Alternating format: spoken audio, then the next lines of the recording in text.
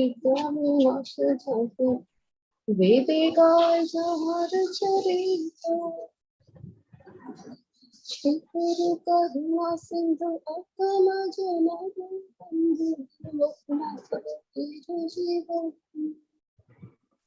प्रभु करो दया विभु मोरी तत् छाया हे जय श्री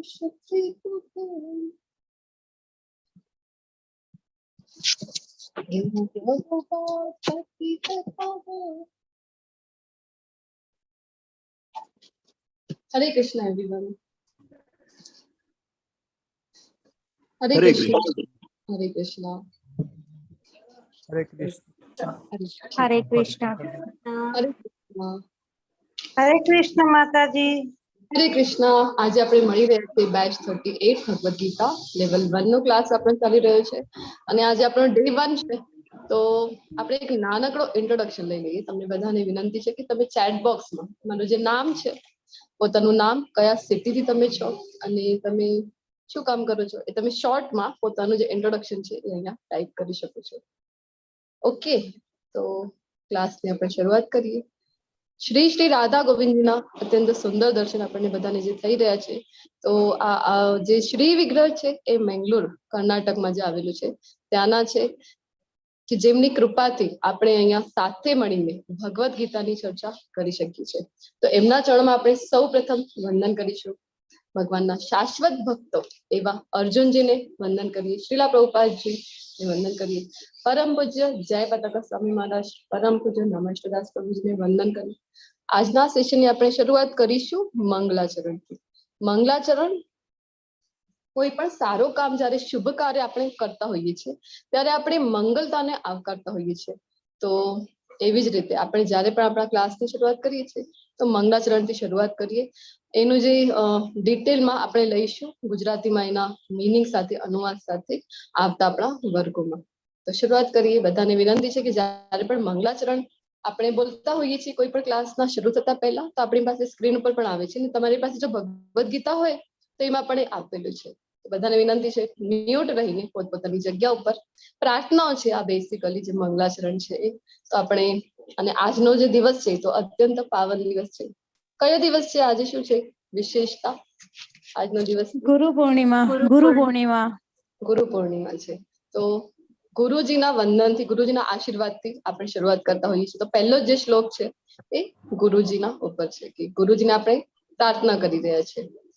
ઓકે, તો બધાને વિનંતી છે મ્યુટ રહીને મંગલાચરણની પ્રાર્થનામાં મારી સાથે તમે સહભાગી થાઓ।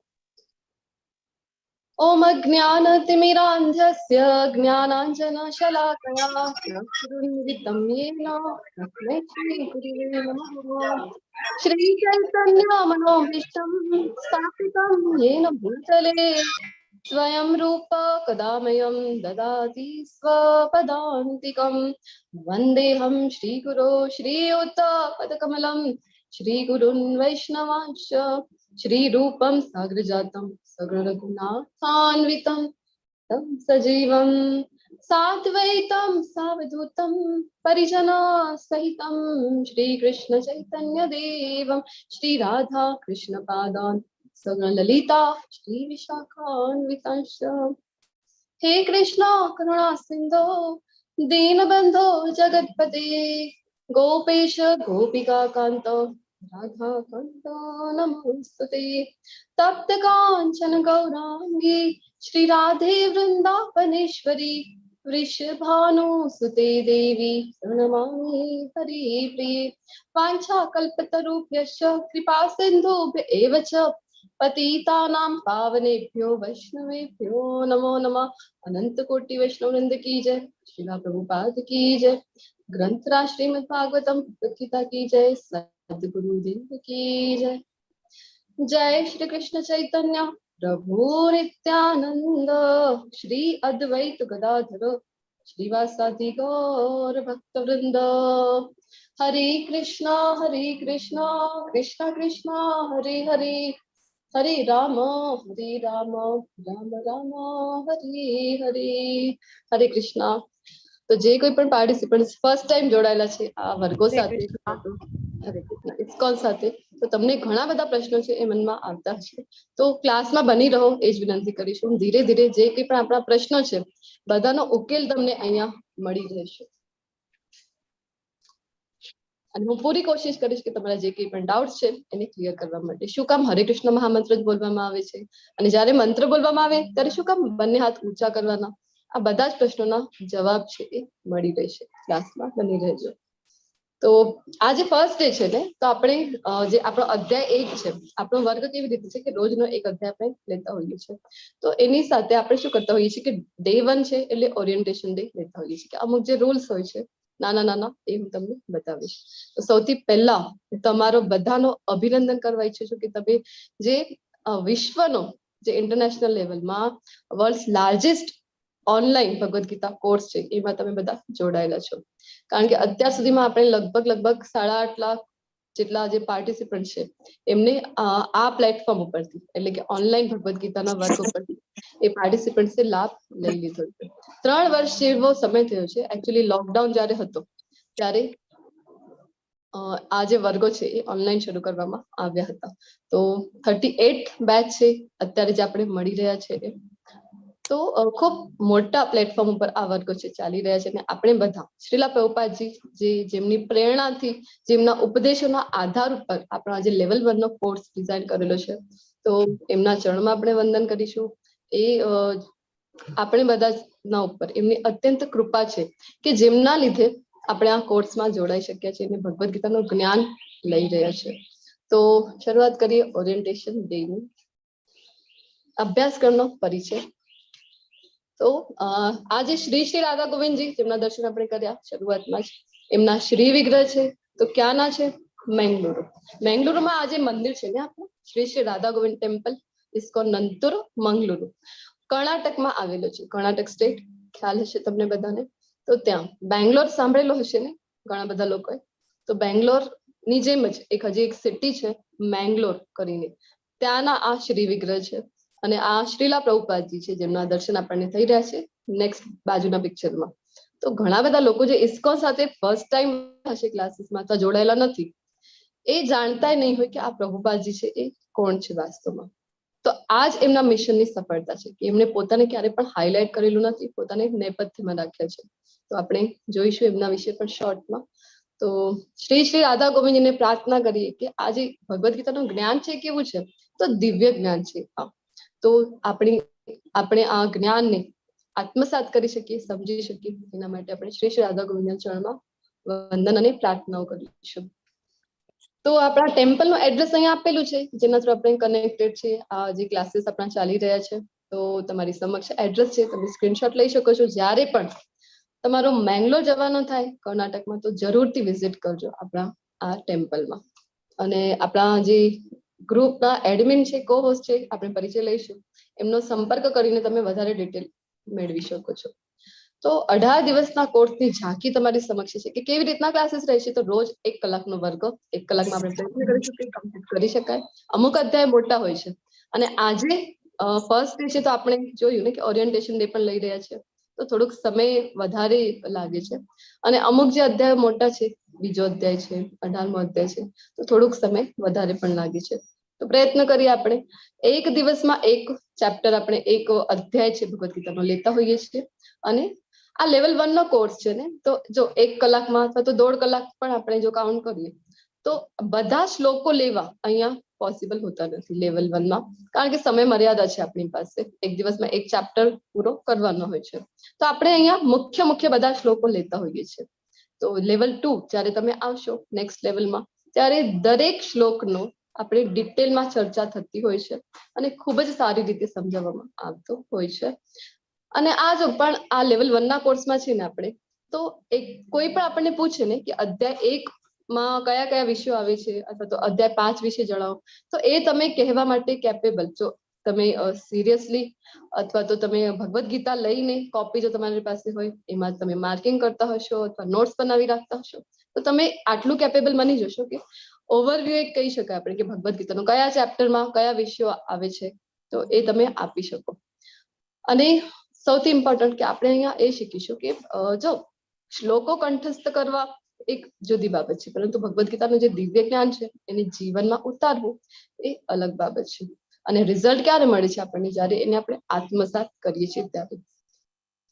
તો આપણે અહીંયા પ્રયત્ન કરીએ છીએ કે લેવલ 1 પણ છે, પણ કેવી રીતે આપણે ભગવદ્ ગીતાને જીવનમાં આપણા ઉતારી શકાય છે. ઓકે, તો જો તમને કોઈ ડાઉટ્સ હોય તો તમે ક્લાસના એન્ડમાં આપણો ક્વેશ્ચન આન્સર સેશન થાય છે એવરી ડે, ત્યારે તમે હેન્ડ રેઝ કરીને પૂછી શકો છો, અથવા તો તમે ચેટ બોક્સમાં પણ તમારા પ્રશ્નો છે ને એ લખીને મોકલી શકો છો. ઓકે, લર્ન ડેશ પ્લેટફોર્મ ઉપર રોજની તમારે એવરી ડે દરેક ચેપ્ટરની ક્વિઝ આપવાની હોય છે. તો ક્વિઝના વિશે આપણે એન્ડમાં વધારે ડિટેલમાં ચર્ચા કરીશું. ખૂબ સિમ્પલ છે ક્વિઝ છે. ઓકે, તો ગંભીર અભ્યાસક્રમ જો આપણે કરવો હોય તો આપણી પાસે કોઈ પણ આપણે સ્ટડી કરતા હોઈએ, ધારો કે કોઈ પણ સ્ટેન્ડર્ડમાં આપણા બાળકો ભણતા હોય છે, અથવા તો આપણે પણ કોઈ ક્લાસીસ જોઈન કર્યા છે, તો સ્ટડી મટીરિયલ હોય છે ને. તો અહીંયા પણ આપણે જે સ્ટડી કરવા આવ્યા છીએ ભગવાન દ્વારા બોલાયેલા ગીતનું, ભગવદ્ ગીતાનું, તો એક આપણી પાસે એનું જે પુસ્તક છે એ હોવું જરૂરી છે.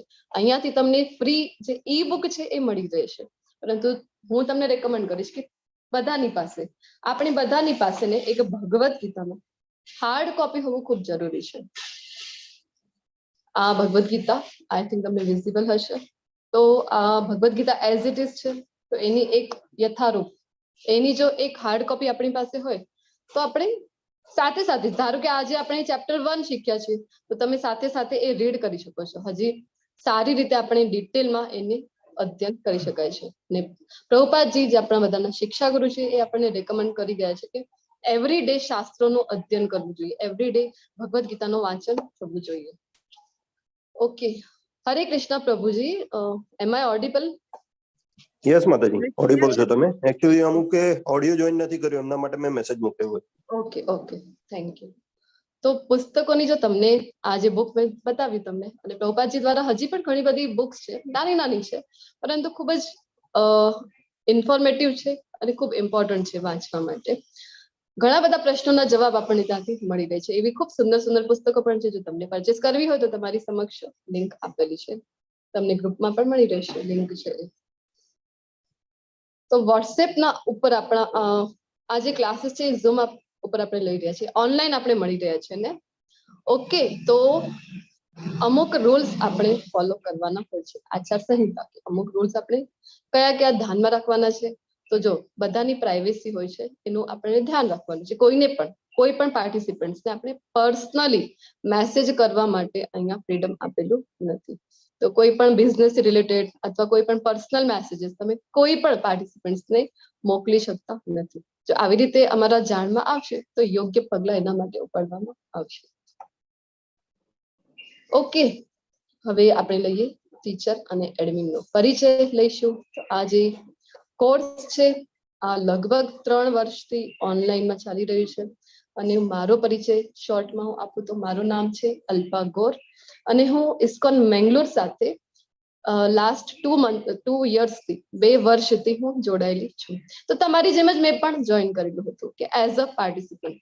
તો અહીંયા તમે પણ જ્યારે આપણે ક્લાસ લઈ રહ્યા છીએ, ચર્ચાઓ કરી રહ્યા છીએ ભગવદ્ ગીતાની, તમે એવું જરાય કાંઈ પણ તમારે ડાઉટ હોય અથવા તો કાંઈ તમારે હજી જાણવું હોય તો એ બાબતમાં તમે ક્યારે પણ અચકાતા નહીં, કારણ કે આપણે બધા અહીંયા શીખી રહ્યા છીએ. તો હું પણ એઝ અ પાર્ટિસિપન્ટ જોઈન થઈ હતી.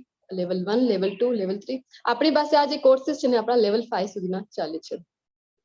તો ભક્તિ શાસ્ત્રી જે લેવલ 5 છે ત્યાં સુધીના કોર્સીસ આપણે ઓનલાઈન અહીંયા, અને તમને બધાને ખ્યાલ જ હશે, તમે રજીસ્ટ્રેશન કરેલું છે તો, કે 1 પણ રૂપિયાના ખર્ચ વિના અહીંયા આપણે ફ્રી ઓફ કોસ્ટ આપણા બધા જ વર્ગો લેવલ 1 થી લઈને 5 સુધીના બધા જ વર્ગો ચાલતા હોય છે. તો એઝ અ પાર્ટિસિપન્ટ મેં જોઈન કર્યું હતું, અને અત્યારે હું લેવલ 5 માં ભક્તિ શાસ્ત્રી કોર્સમાં હું એઝ અ સ્ટુડન્ટ છું ત્યાં. તો તમે મને જે કંઈ પણ તમારા ડાઉટ્સ હોય તો તમે મને પૂછી શકો છો. હું પૂર્ણ પ્રયત્ન કરીશ કે તમારા ડાઉટ્સ અહીંયા સોલ્વ કરી શકું. ઘણી બધી બાબતમાં એવું થઈ શકે કે મને જેનું જ્ઞાન ન હોય, પરંતુ આપણી પાસે આપણી પૂર્ણ ટીમ છે, મારા સિનિયર્સ જે છે, પ્રીચર્સ છે, સિનિયર ડિવોટીસ છે, તો એમની પાસેથી આપણે ગાઈડન્સ લઈને તમારી જે શંકાઓ છે એનું નિવારણ કરવાનો હું પૂર્ણ પ્રયત્ન કરીશ. તો ઓકે, તો હવે આપણે લઈશું આપણા જે એડમિન છે ગ્રુપના, અને કો હોસ્ટ તરીકે સેવા આપે છે જિગ્નેશ દરબાર પ્રભુજી, એમનો પરિચય. હરે કૃષ્ણ પ્રભુજી. હરે કૃષ્ણ માતાજી, હરે કૃષ્ણ એવરીવન. મારું નામ જિગ્નેશ દરબાર છે. હું ઇસ્કોન બેંગલુરુ સાથે 1.5 વર્ષથી કનેક્ટેડ છું અને લેવલ 1, 2, 3, 4, 5 જે પણ લેવલ ચાલે છે આપણા, એમાં એઝ અ સ્ટુડન્ટ હું બધા ક્લાસ અટેન્ડ કરું છું. સાથે સાથે પોસ્ટ એડમિનની સેવા પણ આપું છું. તો 330 ની બેચમાં હું as admin as a host છું. તો તમારી કોઈ પણ ક્વેરી હોય કે ક્વિઝ રિલેટેડ કે કોઈ પણ ટેકનિકલ તમને ચેલેન્જીસ હોય તો એને સોલ્વ કરવાનો અમે ટ્રાય કરીશું. મારો નંબર વોટ્સઅપ ગ્રુપમાં છે, મેસેજ મૂકું છું અને હું ચેટ બોક્સમાં પણ નંબર મૂકી આપું છું. તો એની ટાઈમ તમે કોન્ટેક્ટ કરી શકો છો. અને મેઇન ક્વિઝ ને બધું છે, અમારો ગોલ મેઇન એ છે કે તમને લેવલ 1 માંથી લેવલ 2 માં કેરી ફોરવર્ડ કરી જઈએ. તો એના માટે ક્વિઝ ને બધું છે. તો ક્વિઝની જાણકારી આપણે લાસ્ટમાં આપીશું, કેમ કે આજે ઓરિએન્ટેશન નું વર્ક છે એટલે જરાક ક્લાસ લાંબો થઈ શકે છે. પણ બેઝિકલી 2 ટાઈપની ક્વિઝ હોય છે. એક ક્વિઝ એકદમ ઈઝી હોય છે કે તમારે ક્વેશ્ચન આન્સર આપવાના છે અને તમને લેવલ 2 માં લઈ જાય છે. અને બીજી ક્વિઝ છે માયાદેવીની છે, કે માની લો કે આજે તમારા ગ્રુપમાં 200 જેટલા પાર્ટિસિપન્ટ છે, તો પણ આજે ક્લાસમાં કેટલા આવેલા છે? 66. અને તમે નોટિસ કરશો લાસ્ટ ક્લાસ આવે 18 અધ્યાય ત્યાં સુધીમાં એ આંકડો ઓછો થતો જશે. તો એ ક્વિઝમાં ફેલ ના થવાય એના માટે તમારે થોડી ધીરજ બનાવીને રોજે ક્લાસમાં જોઈન થવાનું છે, બરાબર? કોઈ પણ વખતે તમારે લાગે કે વિચારો મેચ નથી થતા, તો પણ થોડી ધીરજ રાખીને તમે એક વખત 18 અધ્યાય પૂરા કરશો તો તમને બધી ક્લેરિટી મળશે. અને લેવલ 2 તો બહુ અમૃત સમાન છે, તો બધા લેવલ 2 માં કમ્પલસરી આવવાનું છે. અને લાસ્ટ ઇન્સ્ટ્રક્શન એટલી હતી કે આપણે દર વખતે મતલબ પાછલા કેટલાક ટાઈમથી આપણે ગ્રુપમાં એક્ટિવિટી એવી રાખીએ છીએ કે જે પણ ક્વિઝ હોય છે ડેલી ડે બાય ડે તમારે કમ્પ્લીટ કરવાની છે. અને એનું જે સ્ક્રીનશોટ હોય એ એડમિનને, મને કાં તો માતાજીને કોઈને પણ મોકલી આપશો. તો એ આપણે સ્ક્રીનશોટ આપણે ડેઈલી બીજા દિવસ 12 વાગ્યા સુધીમાં, બપોરના 12 વાગ્યા સુધીમાં તમે મોકલી આપશો તો એ આપણે ગ્રુપમાં પોસ્ટ કરીશું. એનાથી શું થશે કે બીજાને પણ જે ક્વિઝ નથી આપતા એમને એન્કરેજમેન્ટ મળશે. તો બસ આટલું હતું માતાજી. અને બીજા એડમિન આપણા અમરીશ પ્રભુ છે, તો એ પણ એમનું ઇન્ટ્રોડક્શન આપશે. હરે કૃષ્ણ. હરે કૃષ્ણ સર્વને. મારું નામ અમરીશ પટેલ છે. હું આણંદ જિલ્લાના તારાપુરથી બિલોંગ કરું છું અને એઝ અ પ્રોફેશન હું મેડિકલ રિપ્રેઝેન્ટેટિવ છું, બરોબર. અને 18મી બેચથી આની અંદર સતત જોડાયેલો છું. સવારની 6 વાગ્યાની બેચથી મેં શરૂઆત કરી હતી. અત્યારે લગભગ દિવસની તમામ બેચોની અંદર હું હોવ જ છું અને પોસ્ટ એડમિનની પણ સેવા આપું છું. તો તમે લોકો પણ આ રીતે લેવલ 1, લેવલ 2 એ રીતે આગળ વધતા જાઓ. અને કોઈ પણ ટેકનિકલ પ્રોબ્લેમ આવતો હોય કે તમે જ્યાં પણ અટકતા હોય તો તમે અમારો 24/7 ગમે ત્યારે કોન્ટેક્ટ કરી શકો છો. હું છું જિગ્નેશ પ્રભુજી. તમને ગમે ત્યાં તમારો પ્રોબ્લેમ હશે તો એનું સોલ્યુશન તમને આપી શકીશું. હરે કૃષ્ણ. હરે કૃષ્ણ. ખૂબ ખૂબ ધન્યવાદ જિગ્નેશ પ્રભુજી, અમરીશ પ્રભુજી. અને એક વાત હજી તમારે જણાવવાની છે કે આપણે સાથે સાથે આ જે લેવલ 1 ના ક્લાસીસ છે એની સાથે સાથે હજી એક ક્લાસીસ ચાલતા હોય છે ભક્તિ વૃક્ષ કરીને. તો ભક્તિ વૃક્ષ છે અહીંયા આપણી પાસે કેવું છે કે લેવલ 1 ના ક્લાસીસ છે, આપણી પાસે એક સિલેબસ હોય છે પર્ટિક્યુલર, અને એટલું 1 ડે માં કમ્પ્લીટ આપણને કરવું હોય છે. સમયની મર્યાદા છે, સિલેબસ જે છે એ કમ્પ્લીટ કરવું પડે છે. તો અહીંયા થોડુંક ડિસ્કશન એવું થાય કે ક્યારેક ઓછું થઈ જાય, અથવા તમારા પ્રશ્નો છે એ કોઈ વખત હજી ડિટેલમાં લેવાના રહી જાય, કારણ કે લેવલ 1 ના પ્લેટફોર્મ ઉપર કોઈ પણ સેન્સિટિવ એવી બાબતો હોય છે, કારણ બધાની શ્રદ્ધા અલગ અલગ જગ્યા ઉપર હોય છે. આપણે વધારે ડીપમાં અહીંયા જતા નથી. તો તમને બધાને વિનંતી છે કે ભક્તિ વૃક્ષના હજી પણ સાથે સાથે આપણા જે વર્ગો ચાલ્યા કરે છે તો એ તમે જરૂરથી જોઈન કરજો. તો આપણી સાથે જે આપણા એડમિન છે અમરીશ પ્રભુજી, તો એ પણ ભક્તિ વૃક્ષ લીડર તરીકે છે. તો તમે જોયું એમના ઇન્ટ્રોડક્શનમાં કે જે એડમિન છે, કોહોસ્ટ છે, તો બધા લેવલ 1, 2, 3, 4 કરીને અત્યારે બધા ભક્તિ શાસ્ત્રી કરી રહ્યા છે, લેવલ 5 માં જોડાયેલા છે. તો ખૂબ જ એક્સપિરિયન્સ્ડ છે. અને જેમ પ્રભુજી તમને જણાવ્યું છે તો બંને પ્રભુજીઓ છે સવારથી જેટલી પણ બેચીસ હોય છે તો એ લગભગ બધી જ બેચીસમાં એડમિન તરીકે સેવાઓ આપતા હોય છે. તો જેનાથી એટલો શ્રવણમ થાય ને એટલી જ વખતે ભગવદ્ ગીતાનો જ્યારે સાંભળે છે તો એમનું જ્ઞાન પણ ખૂબ વધેલું છે. તો તમે એમની સાથે તમને કઈ અહીંયા પણ પ્રશ્ન હોય તો તમે એમની સાથે પણ તમે તમારા પ્રશ્નો પૂછી શકો છો. નંબર શેર કરી રહ્યા છે પ્રભુજી, બંને પ્રભુજીના નંબર તમે જરૂરથી સેવ કરી રાખો, કારણ કે જે કંઈ પણ ટેકનિકલ પ્રોબ્લેમ તમને આવે છે અથવા ગ્રુપમાં જોઈન નથી થવાતું તો તમે એમનો ગાઈડન્સ છે એ લઈ શકો છો. સ્ક્રીનશોટ પાડી લેવાનું જ્યાં તમે અટકી રહ્યા છો અને મોકલી દેવાનું. અને ભગવદ્ ગીતાથી રિલેટેડ કોઈ પ્રશ્ન હોય તો તમે અહીંયા ક્લાસમાં પણ પૂછી શકો છો. અધરવાઇઝ તમે મને અથવા તો બંને પ્રભુજીમાંથી કોઈને પણ પ્રશ્ન કરી શકો છો. ઓકે, તો બધાને વિનંતી છે કે ભક્તિ વૃક્ષ એક હેન્ડ હોલ્ડિંગ ખૂબ જ સુંદર બનાવેલું છે, ડિઝાઇન કરેલું છે. કારણ કે જો લેવલ 1 નો ક્લાસ પૂરો થઈ જાય ત્યારે એવું થાય ને કે એસોસિએશન મળતું નથી ડિવોટીઝનું. તો અહીંયા તમે જોડાયેલા રહો છો. એક તો એસોસિએશન મળે છે ડિવોટીઝનો અને હેન્ડ હોલ્ડિંગ પ્રોસિજર છે કે તમને કહેવાય ને કે ભક્તિમાં આગળ વધવું છે તો એકદમ હાથ પકડીને તમને લઈ જવાય છે. તો આટલો સુંદર જ્યારે વ્યવસ્થા કરી આપી છે આપણા જે ટેમ્પલ પ્રેસિડેન્ટ છે એમણે, આપણે જરૂરથી એનો લાભ છે એ લેવો જોઈએ. અલગ અલગ ટાઈમિંગ છે જે તમને ફાવે, જે તમારે અનુકૂળ હોય સમય, એ અનુસાર તમે ગ્રુપ છે જોઈન કરી શકશો ભક્તિ વૃક્ષના. તો ઓલ્ડ પાર્ટિસિપન્ટ્સને વિનંતી કરી છે હું કે જે કોઈ પણ રિપીટર્સ છે તો પોતાનો અનુભવ શેર કરો જેનાથી બધાને પ્રેરણા મળે. તો અનિતા માતાજીને હું જોઈ શકું છું કે અનિતા માતાજી છે અહીંયા જોડાયેલા આપણી સાથે. એમને હું વિનંતી હરે કરીશ કૃષ્ણ. એના પાછળ એના પાછળ જે કોઈ પણ આપણા ડિવોટીઝ રિપીટર હોય એમને વિનંતી કરીશ કે જરૂરથી પોતાનો અનુભવ શેર કરો. હરે કૃષ્ણ અનિતા માતાજી. હરે કૃષ્ણ સર્વેને. હા, જો તમે જોવો છો કે આપણે આ 18 દિવસનો કોર્સ છે તો તમે બધા 1 દિવસ 2 દિવસ 3 દિવસ કરવા કરતા પૂરેપૂરા 18 દિવસ પૂરા કરશો. અને આગળ આજે લેવલ 1 કરશો તો એમાં આપણે બધા શ્લોક છે કવર કરી શકતા નથી. તો એના માટે આપણે લેવલ 2 જો જોઈન કરીશું તો એમાં આપણે બધા જ શ્લોકો કવર કરશે. જનરલી બધાને શ્લોક સમજવાની બહુ ઈચ્છા હોય છે, મને પણ એવું જ હતું કે પૂરેપૂરા શ્લોક સમજુ. એટલે એમ કરી અને મને જયારે ખબર પડી કે લેવલ 1 માં પૂરા શ્લોક કવર નથી કરી શકતા તો મેં પછી એ શ્લોક જાણવા માટે મેં લેવલ 2 જોઈન કર્યું હતું. તો તમને બધાને બહુ સરસ ઇન્ફોર્મેશન મળશે કે જે ખરેખર આપણને ભગવદ્ ગીતા શું છે એ ખરેખર લેવલ 1 લેવલ 2 તમે જેમ જેમ આગળ કરશો તેમ તમને ખબર પડતી રહેશે કે ભગવદ્ ગીતા શું છે. અને બીજું શું છે, આપણા જીવનમાં ખૂબ જ પરિવર્તન આવશે. એ તમે સ્વયં અનુભવ કરશો તો સારું રહેશે. અને બધા બની રહેશો અને બને ત્યાં સુધી 18 દિવસ કમ્પ્લીટ કરો અને લેવલ 2 જોઈન કરો એવું મારી ઈચ્છા છે. હરે કૃષ્ણ માતાજી. હરે Krishna. Thank you so much Anita માતાજી. હજી કોઈ ઓલ્ડ પાર્ટિસિપન્ટ્સ હોય તો તમને વિનંતી કરીશ કે તમે અનમ્યુટ કરીને પોતાનો અનુભવ શેર કરો જેનાથી બધાને પ્રેરણા મળે. હરે કૃષ્ણ માતાજી. હરે કૃષ્ણ. બેન જોઈન કરવા માટે હું બધાને વિનંતી કરીશ. અને હું તો 3જી 4થી વખત જોઈન કરું છું. અને જ્યારે પણ તમે જોઈન કરો ત્યારે ખૂબ આનંદ આવે છે. અને આપણે આધ્યાત્મિક સફરમાં આપણે પહેલા ક્યાં હતા અને આ જોઈન્ટ કરવાથી હવે આપણે ધીમે ધીમે કેવી રીતે પાપા પગલી આગળ જઈ શકશું એની આપણને સતત ઇન્સ્પિરેશન મળે છે. હરે કૃષ્ણ.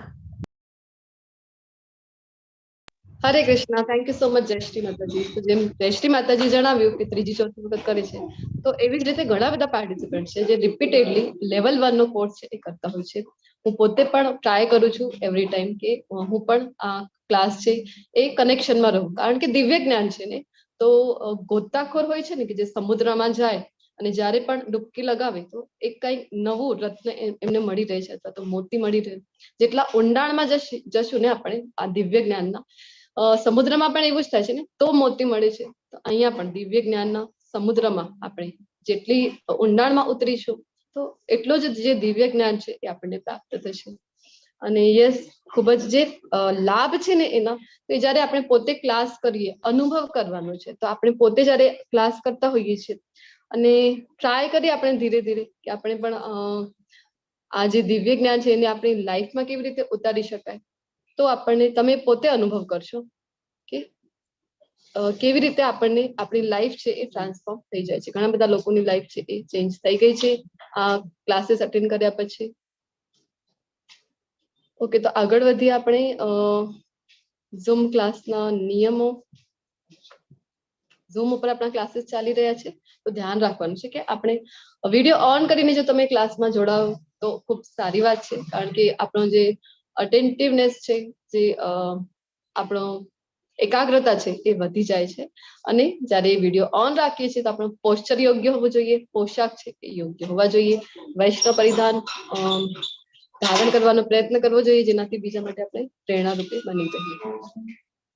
તો પ્રશ્નો તમને જો હોય કોઈ પણ તો તમે હેન્ડ રેઝ કરી શકો છો, આવી રીતના નહીં. અહીંયા ઝૂમ ઉપર આપણી પાસે એક ઓપ્શન આવે છે રિએક્શન કરીને, જે છે ને એના અંદર આપણને એક ઓપ્શન મળે છે રેઝ યોર હેન્ડ વાળું, તો ત્યાંથી તમે હેન્ડ રેઝ કરી શકો છો ડિજિટલ તમારો. એવી રીતે તમે જ્યારે વર્ગના દરમિયાન કોઈ હોય એવો તો પૂછી શકો છો. અધરવાઇઝ આપણે ક્લાસના એન્ડમાં લેતા હોઈએ છીએ, જ્યારે એક ચેપ્ટર પૂર્ણ થઈ જાય એના પાછળ આપણે ક્વેશ્ચન આન્સર સેશન લેતા હોઈએ છીએ.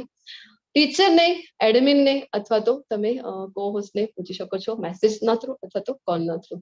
સ્વયંસેવક ચેટ સપોર્ટ પણ તમારી સામે લિંક આપેલી છે, વેબસાઇટ પણ આપેલી છે. અને આમાંથી જો કંઈ કામ ન કરે તો છેલ્લે આપણા જે ટેમ્પલ પ્રેસિડેન્ટ છે એમનું જીમેલ એડ્રેસ આપણી સાથે શેર કરવામાં આવેલું છે. ત્યાં સુધી તો નોબત નહીં આવે, અહીંયા જ તમારા બધા પ્રશ્નો છે એ સોલ્વ થઈ જશે. તો આટલા મોટા પ્લેટફોર્મ ઉપર જ્યારે આપણા વર્ગો ચાલી રહ્યા છે, આપણે વાત કરી કે world's largest course of Bhagavad Gita, તો ડોનેશનની આવશ્યકતા હોય છે. આપણે સ્ટાર્ટિંગમાં જ વાત કરી છે કે આપણા આ જે વર્ગો છે એ ફ્રી ઓફ કોસ્ટ છે, કોઈ પણ જાતની એક રૂપિયાનો પણ ખર્ચ આપણને અહીંયા લાગતું નથી. પરંતુ જો તમને તમારી ઈચ્છાથી ડોનેશન કરવું હોય, કારણ કે ખર્ચ તો લાગે છે ને આટલા મોટા પ્લેટફોર્મ ઉપર. ઝૂમના ક્લાસીસ તમને બધાને ખ્યાલ છે કે 40 મિનિટ્સના જ હોય છે, જે ફ્રી ક્લાસીસ છે. તો અહીંયા આપણે ક્યારેક આપણો ક્લાસ છે 1 hour પ્લસ પણ થઈ જાય છે ટાઈમિંગ. જેવી રીતે આજે ડે 1 છે, ઓરિએન્ટેશન પણ લઈ રહ્યા છે. ડે 2 હોય છે, શ્લોકો વધારે છે સેકન્ડ અધ્યાયમાં. તો આપણી પાસે આ જે ઝૂમનો જે એપ છે એ પરચેસ કરેલું છે, જે પેડ વર્ઝન છે ઝૂમનો, એ આપણી પાસે છે. ડિવોટીઝ એ હેલ્પ કરી હતી જેના લીધે. તો આવી રીતે ઘણો બધો ખર્ચ છે એ થતો હોય છે, એડવર્ટાઇઝમાં થતો હોય છે. તો કોઈને પણ જો ઈચ્છા હોય ડોનેટ કરવાની તમારી ઈચ્છાથી તો તમે કરી શકશો. એડમિનનો તમે સંપર્ક કરી શકશો. પણ એક વાત છે તમને જણાવવાની કે જ્યારે આટલા મોટા લેવલ પર કોઈ પણ કામ ચાલે છે ને, તો જે હેકર્સ હોય છે, દુષ્ટ કર્મ કરનારા હોય છે, એમની પણ કુદૃષ્ટિ હોય છે. તો ઘણી વખત આપણી 2-3 વખત અત્યાર સુધીમાં તો ચેનલ છે એ આ વર્ષમાં જ 2-3 વખત તો એ હેક થઈ ગઈ છે. તો તમને વિનંતી કરીશ હું કે સ્પામ અલર્ટ, કે તમને કોઈનો પણ પર્સનલી તમને કોઈ પણ ટીચર હોય, એડમિન હોય અથવા તો ટેમ્પલમાંથી કોઈ પણ તમને પર્સનલી ક્યારે પણ ડોનેશન માટે અપીલ કરવામાં આવશે નહીં, મેસેજ અથવા તો કોલ કરવામાં આવશે નહીં. પરંતુ જો તમને બધા આ ગ્રુપમાં તમને જે છે લિંક છે એ મળી રહેશે. પરંતુ તમને જો ઈચ્છા હોય ડોનેટ કરવાની તો હું તમને વિનંતી કરીશ કે તમે મારો અથવા તો એડમિન કોહોસ્ટનો સંપર્ક કરીને પછી જ ડોનેટ કરજો. તો હવે આપણી જે ટેમ્પલની ઓફિશિયલ વેબસાઇટ છે એ તમારી સમક્ષ આપેલી છે, ઇસ્કોન મંગલુરુની, ઇસ્કોન અંતર મંગલુરુની. અને પછી યુટ્યુબ ચેનલ છે આપણું. તો તમને બધાને વિનંતી કરીશ કે તમે સબસ્ક્રાઇબ કરજો, કારણ કે અહીંયા જો ઘણી વખત એવું થાય ને કે ક્લાસ છે આપણા મિસ થઈ ગયા, તો અહીંયા એક ચેનલ ઉપર આપણને મળી રહે છે. અને આપણા જે ક્લાસીસ છે અહીંયા એ ઓનલાઈન ચાલી રહ્યા છે ગુજરાતીમાં. તો ઘણી બધી લેંગ્વેજીસ છે જેમાં આ ક્લાસીસ આપણા ચાલતા હોય છે મંદિરના થ્રુ. હિન્દીમાં છે, ઇંગ્લિશમાં છે અને ઘણી બધી રિજનલ લેંગ્વેજીસમાં પણ છે. તો અને આના સિવાય પણ એટલે ભગવદ ગીતાના સિવાય પણ ભાગવતમના વર્ગો હોય છે. તો એમાંથી જે કંઈ પણ તમારે સાંભળવું હોય, જોવું હોય એ વિડીયો તમે જોઈ શકો છો. તો એના માટે તમે જરૂરથી ચેનલને સબસ્ક્રાઇબ કરો. ફેસબુક પેજ છે. તો આપણા ટેમ્પલના ને ફેસ્ટિવલ પણ હોય છે, ફેસ્ટિવલ સેલિબ્રેશન. જેમ કે અત્યારે જ રથયાત્રા ગઈ છે, તો લાઈવ રથયાત્રા આપણે જોઈ શકીએ છીએ યુટ્યુબના થ્રુ, જો આપણે ચેનલને સબસ્ક્રાઇબ કરેલું હોય છે. ફેસબુક પેજ છે આપણા ચેનલનું. અને ડેલી ક્વિઝ તમારે આપવાની હોય છે. તો ક્વિઝ કેવી છે, ક્વિઝનો જે લેવલ છે કેવું છે, ડિફિકલ્ટ હશે એવું પ્રશ્ન આપણને થઈ શકે. તો હું તમને જણાવી દઉં કે ક્વિઝ છે ને બહુ સિમ્પલ છે. લેવલ 1 ની ક્વિઝ છે. એક ક્વેશ્ચન, નીચે 4 ઓપ્શન, ABCD, કોણ બનેગા કરોડપતિ. ખ્યાલ છે ને બધાને? જે કરેક્ટ આન્સર છે એના પર ટિક કરવાનું છે. તો પણ તમને કોઈ પ્રોબ્લેમ આવે તો તમે અહીંયા પૂછી શકો છો, એડમિનને પૂછી શકશો. તો કોઈ પણ શુભ કાર્ય કરતા હોઈએ છીએ આપણે, કોઈ પણ યજ્ઞ કરીએ ત્યારે સંકલ્પ લેતા હોઈએ છીએ ને, તો અહીંયા પણ આ જ્ઞાન યજ્ઞ છે ભગવદ ગીતાનું. તો અહીંયા પણ આપણે એક નાનકડો સંકલ્પ લઈશું. તો તમને બધાને વિનંતી કરીશ કે મારી સાથે સંકલ્પમાં જોડાઓ. તમે બધા મ્યુટ રહીને સંકલ્પ લેજો. અને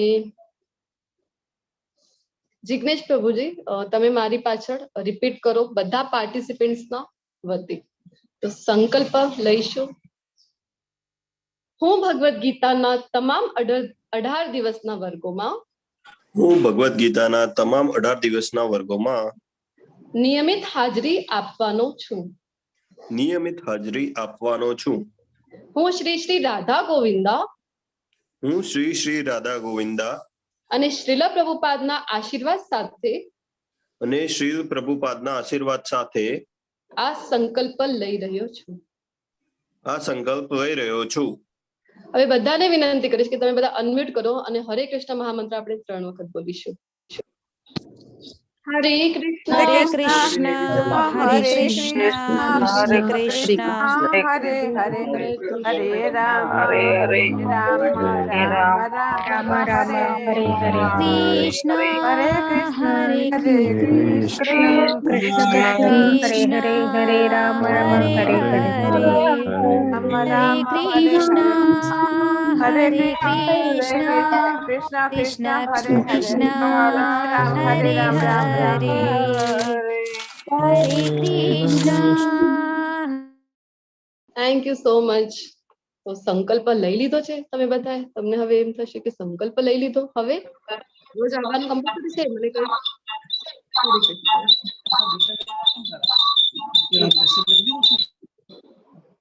મને કોઈ દિવસ એવું થયું ક્યાંક જવાનું થયું અને ક્લાસમાં ન આવી શકું તો આવું કઈ નથી. સંકલ્પ આપણે લીધો છે, પ્રયત્ન કરવાનો છે કે આપણે 18 દિવસનો કોર્સ છે એ જરૂરથી પૂર્ણ કમ્પ્લીટ કરીએ. જો આવું થાય કોઈ દિવસ કે તમે નથી કરી શકતા તો તમે એના માટે સ્વતંત્ર છો. વચમાં પણ તમારે એવું થશે કે ક્લાસ હવે છોડી શકો કે નહીં, સંકલ્પ લીધેલું છે તો એની માટે તમે કોઈ બંધન નથી. તમે જ્યારે પણ તમને એમ થાય કે નથી વિચાર મેચ થતા તો જો બની રહેશો તો તમારા ડાઉટ્સ તો ક્લિયર થશે, પરંતુ આવું કોઈ બંધન નથી. તમે જ્યારે પણ સ્વતંત્ર છો, તમને છોડવું હોય તો તમે વચમાં પણ છોડી શકો છો. તો તમને હવે અમુક પ્રશ્નો છે કે જે થઈ શકે છે કે વોટ્સએપ ગ્રુપમાં તો સેટિંગ છે, તો અમે કેવી રીતે અમારા પ્રશ્નો પૂછી શકીએ? તો આપણે વાત કરી ક્વેશ્ચન આન્સર સેશનમાં પૂછી શકો છો, અથવા ગ્રુપના કોઈ પણ એડમિનને તમે મેસેજ કરીને પ્રશ્ન તમારા પૂછી શકો છો. તો તમને એમ થશે કે પુસ્તકો લેવી તો છે હાર્ડ કોપી, કેવી રીતે લઈ શકાય? તો અહીંયા તમારી પાસે લિંક શેર કરવામાં આવેલી છે, ચેટ બોક્સમાં પણ કરવામાં આવશે. તો ત્યાંથી તમે પુસ્તકો મંગાવી શકો છો. અને જ્યારે તમે આ લેવલ 1 નો કોર્સ કમ્પ્લીટ કરી લો અને એવરી ડે ની ક્વિઝ આપી દો તો ત્યારે તમને એક સુંદર મજાનું આવું સર્ટિફિકેટ મળે છે. તો જો સર્ટિફિકેટ તમારી સમક્ષ છે, તો અહીંયા એક નામ એક્ઝામ્પલ માટે આપેલું છે, ત્યાં તમારું પોતાનું નામ આવી શકે છે. તો ઘણી બધી સર્ટિફિકેટ આપણે મેળવેલી છે ભૌતિક જગતની, તો એક આધ્યાત્મિક સર્ટિફિકેટ પણ આપણી પાસે જરૂરથી હોવો જોઈએ. અને બીજી વાત, જો તમારી પાસે લેવલ 1 નું સર્ટિફિકેટ હોય તો જ તમે આગળના બધા લેવલમાં પ્રવેશ મેળવી શકો છો.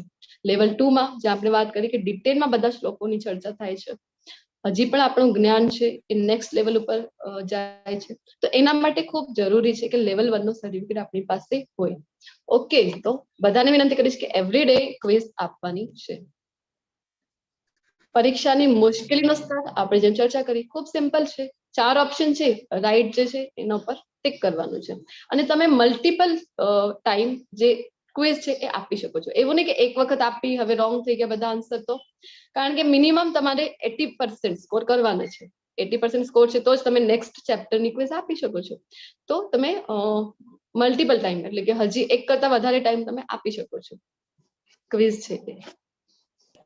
તો ભગવદ્ ગીતાનો કોર્સ છે ક્યારેય નથી કર્યો તો હું સમજી શકીશ, ભગવદ્ ગીતાને પહેલી વાર કરું છું તો આજે આપણો કોર્સ છે લેવલ 1 નો, એ જે નવા આવેલા છે કે જેમને ક્યારે ભગવદ્ ગીતા ઓપન નથી કરી અથવા તો કોઈ નોલેજ જ નથી ભગવદ્ ગીતા માટે, તો એ પણ ખૂબ જ સરળતાથી સમજી શકાય, ખૂબ જ ઇન્ટરેસ્ટિંગ રીતે અને ખૂબ જ સુંદર રીતે.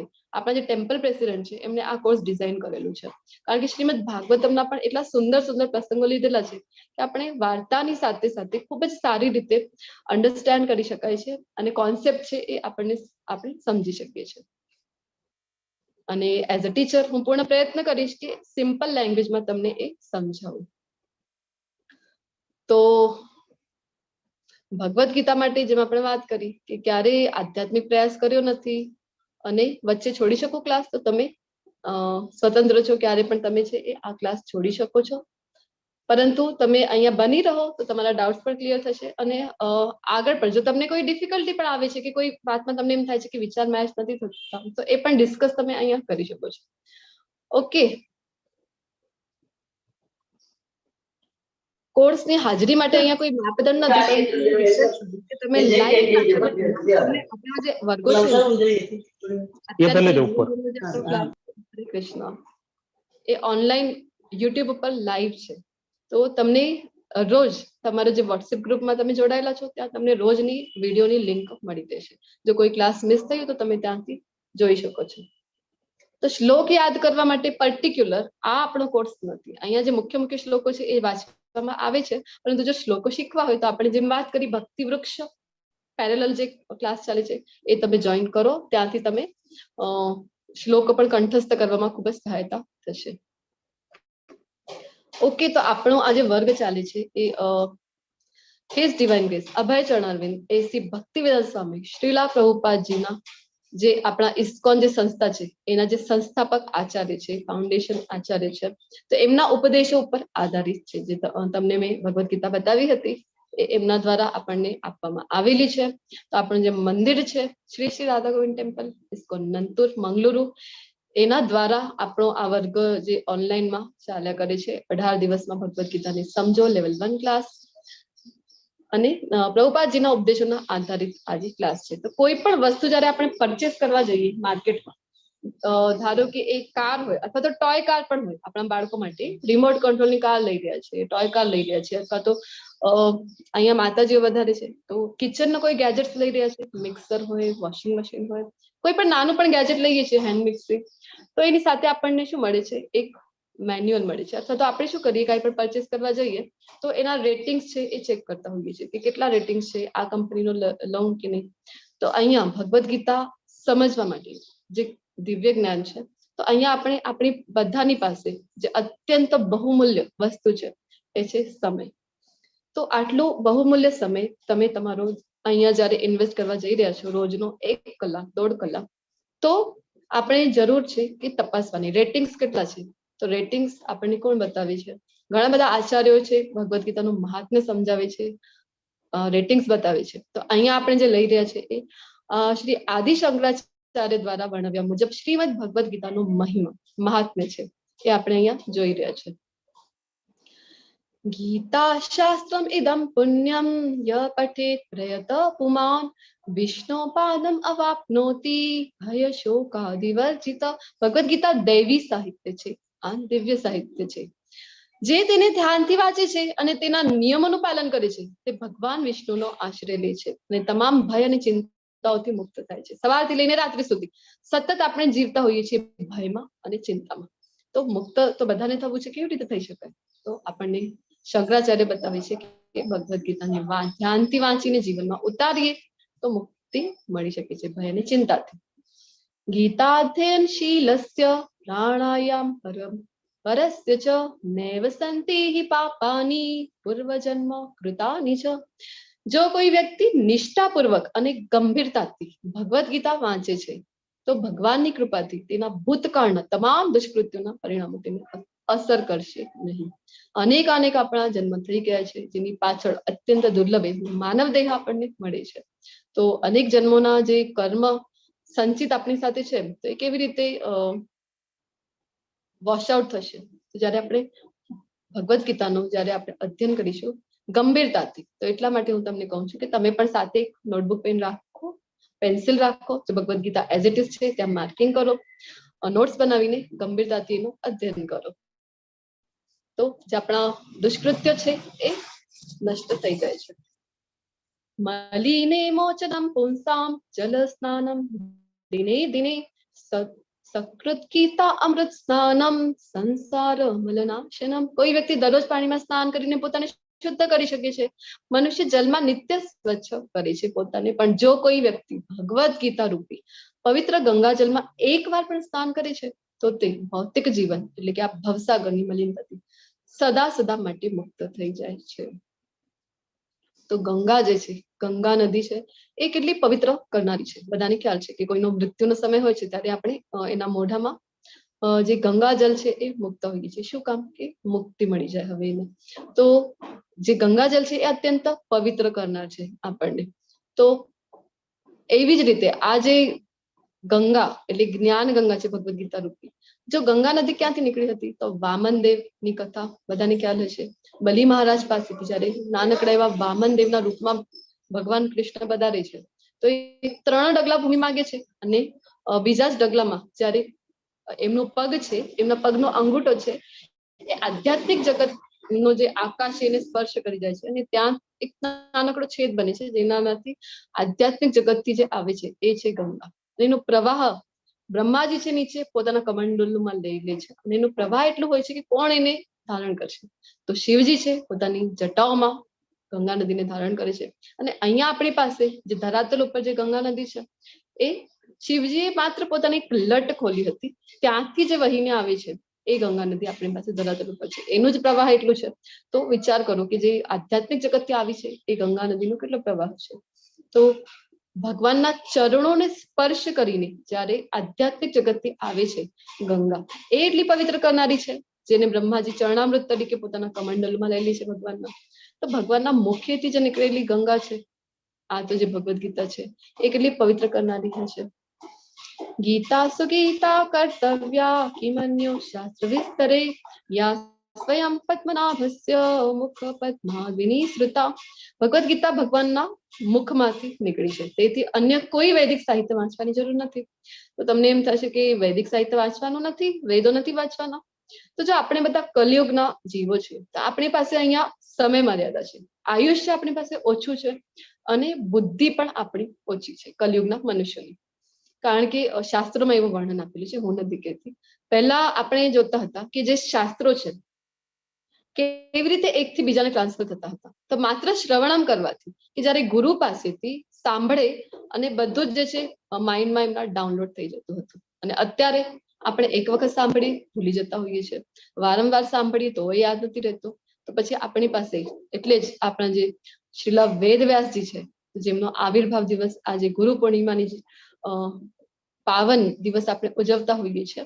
તો એમણે જોયું કે હવે કલયુગ શરૂ થવાનો છે અને અહીંયા મનુષ્ય છે એ એમની સ્મૃતિ એટલી રહેવાની નથી, તો એટલે બધું લિપિબદ્ધ કર્યું છે, બધું શાસ્ત્ર લખીને આપણને આપી ગયા છે. તો આપણે સમય ઓછું છે એટલી બુદ્ધિ નથી કે બધા વૈદિક સાહિત્ય વાંચીએ આપણે, અને ખૂબ ઇમ્પોર્ટન્ટ છે કે એના સાર સુધી આપણે પહોંચી શકીએ. તો બધા વેદો વાંચીને જો એના સાર સુધી આપણે નથી પહોંચ્યા પછી આપણે તો સિમ્પલી આપણો ટાઈમ જે છે વેલ્યુએબલ ટાઈમ એને વેસ્ટ કર્યું એવું જ ગણાય.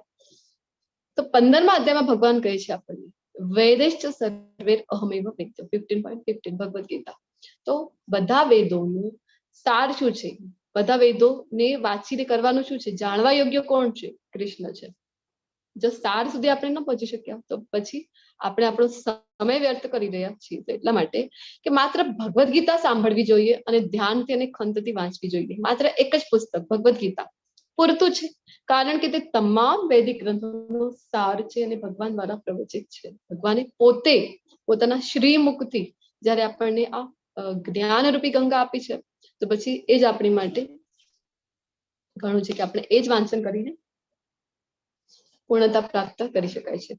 ભારતામૃત સર્વસ્વમ વિષ્ણુ વક્રાદ્વિની શ્રુતમ ગીતા ગંગોદકમ પીત્વા પુનર્જન્મ ન વિદ્યતે. જે ગંગાનું પાણી પીવે છે તે મુક્તિ પ્રાપ્ત કરે છે. જેમ આપણે વાત કરી હતી કે મૃત્યુ સમય કોઈના મોઢામાં આપણે ગંગાજલ આપતા હોઈએ છીએ. શું કામ? કે પુનર્જન્મ એનું પુનર્ થાય. તો ભગવદ ગીતાનો અમૃત પીનારા વિશે શું કહી શકાય?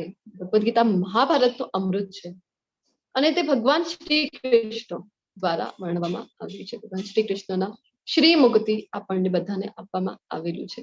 તો આ જે અમૃત રૂપી જે ગંગા છે, જે ભગવાનના શ્રી મુખથી નીકળેલી છે, એ વિચાર કરો કે કેટલી પવિત્ર કરનારી હશે.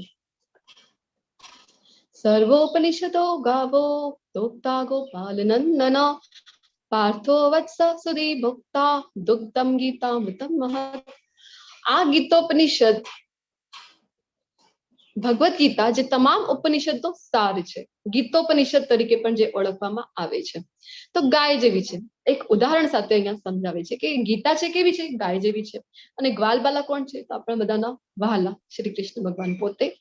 અને જે આ ગાયને દોહી રહ્યા છે, અને વાછરડો કોણ છે એનો, તો એ અર્જુનજી છે. કારણ કે ગાયને જયારે દોહવામાં આવે છે ત્યારે વાછરડાને પાસે રાખવામાં આવે છે, જેનાથી ગાય છે એ વધારે દૂધ આપે. તો અહીંયા આપણને આ જે અમૃત રૂપી ભગવાનના મુખથી જે આપણને મળી રહ્યું છે જ્ઞાન, તો એ કેવું છે, તો એ ગાયના દૂધ જેવું છે. અહીંયા જે ઉદાહરણ સાથે સમજાવવામાં આવે છે. તો અર્જુનજી છે એ વાછરડા છે. અને આપણે બધા જે ભક્તો છે, શુદ્ધ ભક્તો છે, વિદ્વાન છે, જે ભગવદ્ ગીતાનું જ્ઞાન લઈ રહ્યા છે, એ કેવા છે, તો ગીતાના દૂધના અમૃત પીનારા છે. એકમ શાસ્ત્રમ દેવકી પુત્ર ગીતમ, એકો દેવો દેવકી પુત્ર એવ, એકો મંત્રસ્તસ્ય નામાની યાની, કર્માપ્યેકમ તસ્ય દેવસ્ય સેવા. આજના યુગમાં લોકો એક શાસ્ત્ર, એક ભગવાન, એક ધર્મ, એક વલણ માટે ખૂબ જ આતુર છે. તેથી સમગ્ર વિશ્વ માટે એક જ શાસ્ત્ર હોવું જોઈએ, ભગવદ્ ગીતા. સમગ્ર વિશ્વ માટે એક જ ભગવાન છે, દેવકીના પુત્ર શ્રી કૃષ્ણ. એક મંત્ર, એક પ્રાર્થના, તેના નામનો જપ કરો. હરે કૃષ્ણ કૃષ્ણ કૃષ્ણ હરે હરે, હરે રામ રામ રામ હરે હરે. તો આ એક જ કાર્ય હોવું જોઈએ આપણા બધાનું અહીંયા કલિયુગમાં, એ છે પ્રભુની સેવા. તો ગીતા મહાત્મ્ય એની સાથે સંપૂર્ણ થાય છે. મીટિંગ શ્રીલા પ્રભુપાદજી, જેમના ઉપદેશોના આધાર ઉપર આપણા બધાના જે શિક્ષા ગુરુ છે, અને ગુરુ પૂર્ણિમાના પાવન દિવસે એમના ચરણોમાં આપણે વંદન કરીએ અને શોર્ટમાં એમના જીવન વિશેના જે પ્રસંગો છે અમુક લેવાનો પ્રયત્ન કરીએ. એમના વિશે એક પુસ્તક છે જેનું નામ પ્રભુજી અહીંયા પોસ્ટ કરી દેજો. પુસ્તક જે છે અને એક સિરીઝ છે, જો વાંચવા માટે વધારે સમય ન મળે તો યુટ્યુબ ઉપર અભય ચરણ કરીને એક સિરીઝ છે 45 એપિસોડ્સની, એ આપણે જોઈ શકાય છે. તો ઇઝીલી બાળકોને પણ જેમાં રસ પડે છે, આપણે બાળકો સાથે જોઈએ તો બાળકોને પણ ધ્યાન આવે કે શ્રીલા પ્રભુપાદજી જે છે કે ભગવાનના જે શુદ્ધ ભક્તો છે એ કેવા હોય છે. કૃષ્ણ આપણને કોણ આપી શકે છે, જેમની પાસે કૃષ્ણ છે. આજે તો ગુરુ પૂર્ણિમા છે, તો ગુરુનું મહત્વ બધાને ખ્યાલ જ છે. તો ગુરુ વગર ગોવિંદ છે એ મળી શકતા નથી. ગુરુની કૃપાથી ગોવિંદ મળે છે, અને ગોવિંદની કૃપાથી આપણને સારા ગુરુ મળે છે. તો શ્રીલા પ્રભુપાદજી પાસે કૃષ્ણ છે અને એ આપણને આપવા માટે અત્યંત આતુર છે. જયારે આપણે સિરીઝ જોઈએ અથવા તો એમને વિશેની પુસ્તકો વાંચીએ ત્યારે આપણે પોતાને એમની સાથે કનેક્ટ કરી શકીએ છીએ અને સમજી શકીએ છીએ ખૂબ જ સારી રીતે કે શ્રીલા પ્રભુપાદજી કેટલા આતુર છે આપણને કૃષ્ણ આપવા માટે. તો અહીંયા અમુક પ્રસંગો આપણે લઈશું કે નાનપણનો પ્રસંગ. નાનકડા જયારે હતા શ્રીલા પ્રભુપાદજી, તો આપણે આપણા બાળકોને જનરલી જોતા હોઈએ છીએ નાનકડા હોય છે ત્યારે કેવી ડિમાન્ડો હોય છે એમની. જો બોયઝ છે તો છોકરાઓ છે તો એમને ગમતું હોય છે, કાર ગમતી હોય છે, અથવા તો બિલ્ડિંગ બ્લોક્સ છે, એ બધું આવા ટોયસ છે એ ગમતા હોય છે રમવા. અને જો દીકરીઓ હોય છે, આપણી બાળકીઓ હોય અથવા તો ગર્લ્સ જે હોય છે, એમને ડોલ્સ ગમતી હોય છે, ડોલ સાથે રમવું, આવી બધી જે ગેમ્સ છે એ એમને ગમતી હોય છે. કઈ ક્રિએટિવ કરવાનું, આવું બધું એમને ગમતું હોય છે. તો પ્રભુપાદજી છે એ નાનકડા હતા ત્યારે શું ડિમાન્ડ કરે છે એમના પિતા પાસે કે મને જગન્નાથજીની રથયાત્રા કાઢવી છે, એટલા માટે મને તમે રથ લઈ આપો. તો એમના પિતાશ્રી જે છે ગૌર કિશોર ડે, તો એ પોતે ગૌર મોહન ડે આઈ થિંક, તો એ પોતે છે એ રથનું નિર્માણ કરીને આપે છે પોતાના પુત્રને. અને અત્યારે જે આપણે બધાએ જોયું હશે, તમે બધા તમારામાંથી ઘણા બધાએ લાભ લીધો હશે રથયાત્રાની, દોરી ખેંચવાની જગન્નાથજીની. તો પહેલા જે કેવું હતું કે કેવળ જગન્નાથપુરીમાં જ જગન્નાથજી, સુભદ્રાજી અને બલરામજીના દર્શન થતા હતા, રથયાત્રા નીકળતી હતી. પરંતુ પ્રભુપાદજી જયારે નાના હતા ત્યારે એક વખત ઈચ્છા કરી અને એમના પિતાજી બનાવી આપ્યું, ને બધા આજુબાજુના જે બાળકો છે બધા એમાં સહભાગી થયા હતા. સુંદર મજાની રથયાત્રા કાઢી હતી જગન્નાથજીની.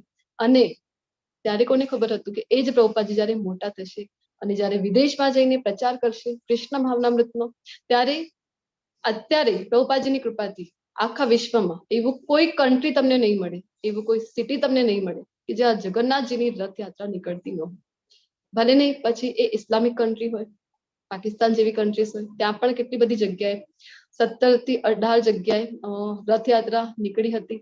અથવા તો ચાઇના જેવી કન્ટ્રી હોય જ્યાં રાજાશાહી છે, તો ત્યાં એવું છે ને કે ખુલ્લેઆમ બધા કરી ન શકે, એ લોકો પસંદ નથી કરતા સનાતન ધર્મને વધારે. તો ડિવોટીસ છે શું કરે કે એક નાનકડા હોલમાં પોતે બંધ રહીને હોલની અંદર જ નાનકડી રથયાત્રા કરતા હોય છે. ઘણા બધા હરે કૃષ્ણના ડિવોટીસ ચાઇનામાં પણ છે. તો કોઈ જ સિટી એવું નથી કે જ્યાં આપણા હરે કૃષ્ણના ડિવોટીસ ન હોય, કૃષ્ણ ભગવાનના શુદ્ધ ભક્તો ન હોય. એ શ્રીલા પ્રભુપાદજીની કૃપા છે. પછી નાનકડા હતા ત્યારનો પ્રસંગો, પછી મોટા થાય છે ત્યારે એક વખત એમના ફ્રેન્ડ એમને જણાવે છે કે ચાલો ખૂબ મહાત્મા આવ્યા છે, સાધુ આવ્યા છે, તો એમને મળવા જઈએ આપણે. તો પ્રભુપાદજી તો પહેલા ના કહેતા હતા, પણ એમના મિત્ર છે ખૂબ ઇન્સિસ્ટ કરે છે કે ચાલ તો ખરું, કેટલા તેજસ્વી છે, આપણે દર્શન તો કરી આવીએ. તો આવી રીતે જયારે શ્રીલા પ્રભુપાદજી ગયા તો એમના ગુરુ હતા એ શ્રીલા પ્રભુપાદજીના, કારણ કે આના પાછળ થોડાક સમય પાછળ એમની પાસેથી એટલે કે ભક્તિ સિદ્ધાંત સરસ્વતી મહારાજ પાસેથી પ્રભુપાદજીએ પોતે દીક્ષા લીધી હતી. જે નાના હતા 7 વર્ષના ત્યારથી જ એમને વેદો કંઠસ્થ હતા પ્રભુપાદજીના ગુરુને, અને 11 વર્ષના હતા ત્યારથી જ એ ખૂબ જ સારી રીતે બધા સાથે ચર્ચામાં સહભાગી થઈ શકતા હતા. કે જે વૈષ્ણવ એટલે કોણ છે, વૈષ્ણવ વધારે ગ્રેટ કહેવાય છે, સાકારવાદ ગ્રેટ કહેવાય અથવા નિરાકારવાદ, આવી જે કંઈ પણ માયાવાદીઓ સાથે ચર્ચા હતી તો એમાં સહભાગી થઈ શકતા હતા. અને માયાવાદીઓ જે છે ને, જે નિરાકારમાં માને છે, એ બધા ભક્તિ સિદ્ધાંત સરસ્વતી મહારાજને જયારે જોઈ ને તો પોતાનો રસ્તો બદલી નાખ્યો, કારણ કે એમની સાથે ડિબેટમાં એ જીતી શકતા. તો પ્રખર જ્ઞાની અને સિંહ ગુરુ તરીકે, લાયન ગુરુ તરીકે જે ઓળખાતા હતા એવા છે ભક્તિ સિદ્ધાંત સરસ્વતી મહારાજ. પ્રભુપાદજી પહેલી વખત જયારે મળે છે ત્યારે એમને, પ્રભુપાદજી ખૂબ હોશિયાર હતા, એમનું ઇંગ્લિશ ભાષા ઉપર ખૂબ પ્રભુત્વ હતું. એમને કહે છે કે તું એટલો ભણેલો છે, તું શું કામ નથી જતો પાશ્ચાત્ય દેશમાં અને કૃષ્ણ ભાવનામૃતનો પ્રચાર શું કામ નથી કરતો? ત્યારે તો પ્રભુપાદજી ગયા નહોતા. કાલાંતરે થોડાક સમય પછી એમના પાસેથી દીક્ષા ગ્રહણ કરી હતી.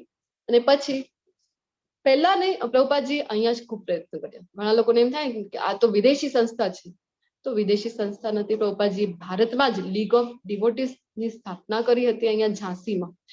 43 years જેટલો સમયગાળો અહીંયા પ્રયત્ન કર્યો, ખૂબ પ્રયત્ન કર્યો કૃષ્ણ ભાવનામૃતનો પ્રચાર કરવાનો. બેક ટુ ગોડહેડ નામની મેગઝીન પણ છપાવી હતી, એ પોતે બધાને ડિસ્ટ્રીબ્યુટ કરતા હતા. પરંતુ ભારતમાં કેવું છે ને, અમે બધા જ્ઞાની છે, અમને ખબર છે, અમે જાણીએ છીએ કૃષ્ણને, કોઈ એમને સાંભળવા તૈયાર ન હતું. પરંતુ કેવું છે અહીંયા આપણી પાસે અત્યારે, અને ત્યારે પણ એવું હતું, કોઈ ચીજ ફોરેન રિટર્ન થઈને આવે આપણે એને માનતા થઈ જઈએ છીએ. યોગ આપણી પાસે ઘણા સમયથી છે, આપણા શાસ્ત્રોમાં વર્ણન છે. યોગ નું પ્રેક્ટિસ બધા જ કરતા જ હતા પહેલેથી, પણ આપણે તો એ છોડી દીધો. અને આપણે જયારે યોગ છે એ ફોરેન રિટર્ન થઈને યોગા બનીને જયારે આવી ગયું, તો આપણે બધા પણ યોગા કરતા થઈ ગયા. બધાને આપણે જણાવી જૂનમાં અત્યારે જયારે ઇન્ટરનેશનલ યોગા ડે ગયું ત્યારે આપણે બધા ગર્વથી કહેતા હોય છે અમે પણ કરીએ છીએ, એવરી ડે યોગા કરીએ છીએ. અચ્છા, તો રો મટીરિયલ છે બધો જે ફેબ્રિકનો અહીંયાનો જ હોય છે, એ જ જીન્સ પેન્ટ કોઈ પણ અથવા તો ફેબ્રિક છે, કોઈ કપડો બનીને આવે છે અહીંયાનો જ રો મટીરિયલ લઈને જતા હોય છે. અને ફોરેનના બ્રાન્ડનો જ્યાં સુધી એના ઉપર સ્ટેમ્પ ન લાગી જાય ત્યાં સુધી આપણે એના ઉપર વિશ્વાસ રાખતા નથી. ત્યાં સુધી આપણે એ પરચેસ કરવા અને યુઝ કરવા માટે આપણી માનસિકતા જેવી હોતી નથી. ફોરેન રિટર્ન એટલે આપણને લાગે છે ઇમ્પોર્ટેડ એટલે ખૂબ સારું. તો સેમ વે પ્રભુપાદજી જ્યારે ભક્તિને અમેરિકા જઈને યુટર્ન લઈને જ્યારે લઈ આવ્યા તો પછી બધા છે પ્રભુપાદજીને માનતા થઈ ગયા હતા. તો Srila Prabhupada arrival in the USA જવા માટે જયારે નીકળે છે 70 વર્ષની વયે પ્રભુપાદજી નીકળે છે. ત્યાં સુધી આપણે વાત કરી કે ભારતમાં ખૂબ પ્રયત્ન કર્યા હતા. પછી એમને યાદ આવે છે કે એમના ગુરુ મહારાજે એમને આદેશ આપ્યો હતો કે પાશ્ચાત્ય દેશોમાં જઈને કૃષ્ણ ભાવનામૃતનો પ્રચાર કરવો જોઈએ. તો પ્રભુપાદજી નીકળી જાય છે અમેરિકા જવા માટે. એમણે સિલેક્ટ કર્યું જે સૌથી પાવરફુલ નો કન્ટ્રી હતું એ સમયનો અમેરિકા. અને જલદૂત નામનું જે માલવાહક જહાજ હોય છે સમુદ્રના કિનારેથી જે જતું હોય છે એના ઉપર સવાર થઈને પ્રભુપાદજી નીકળી પડે છે. રસ્તામાં 2 વખત એમને હાર્ટ એટેક આવે છે, તો પણ પ્રભુપાદજીને કૃષ્ણ ઉપર કેટલો વિશ્વાસ છે તો એ નીકળી જાય છે. કૃષ્ણની યોજના ઉપર એમને વિશ્વાસ હોય છે. અને ત્યાં જઈને શું કરતા હતા પ્રભુપાદજી? તો કીર્તન કરતા હતા. થોમ્કિન્સન કરીને પાર્ક છે તો ત્યાં જઈને કીર્તન કરતા હતા. રોજ જાય કીર્તન કરે.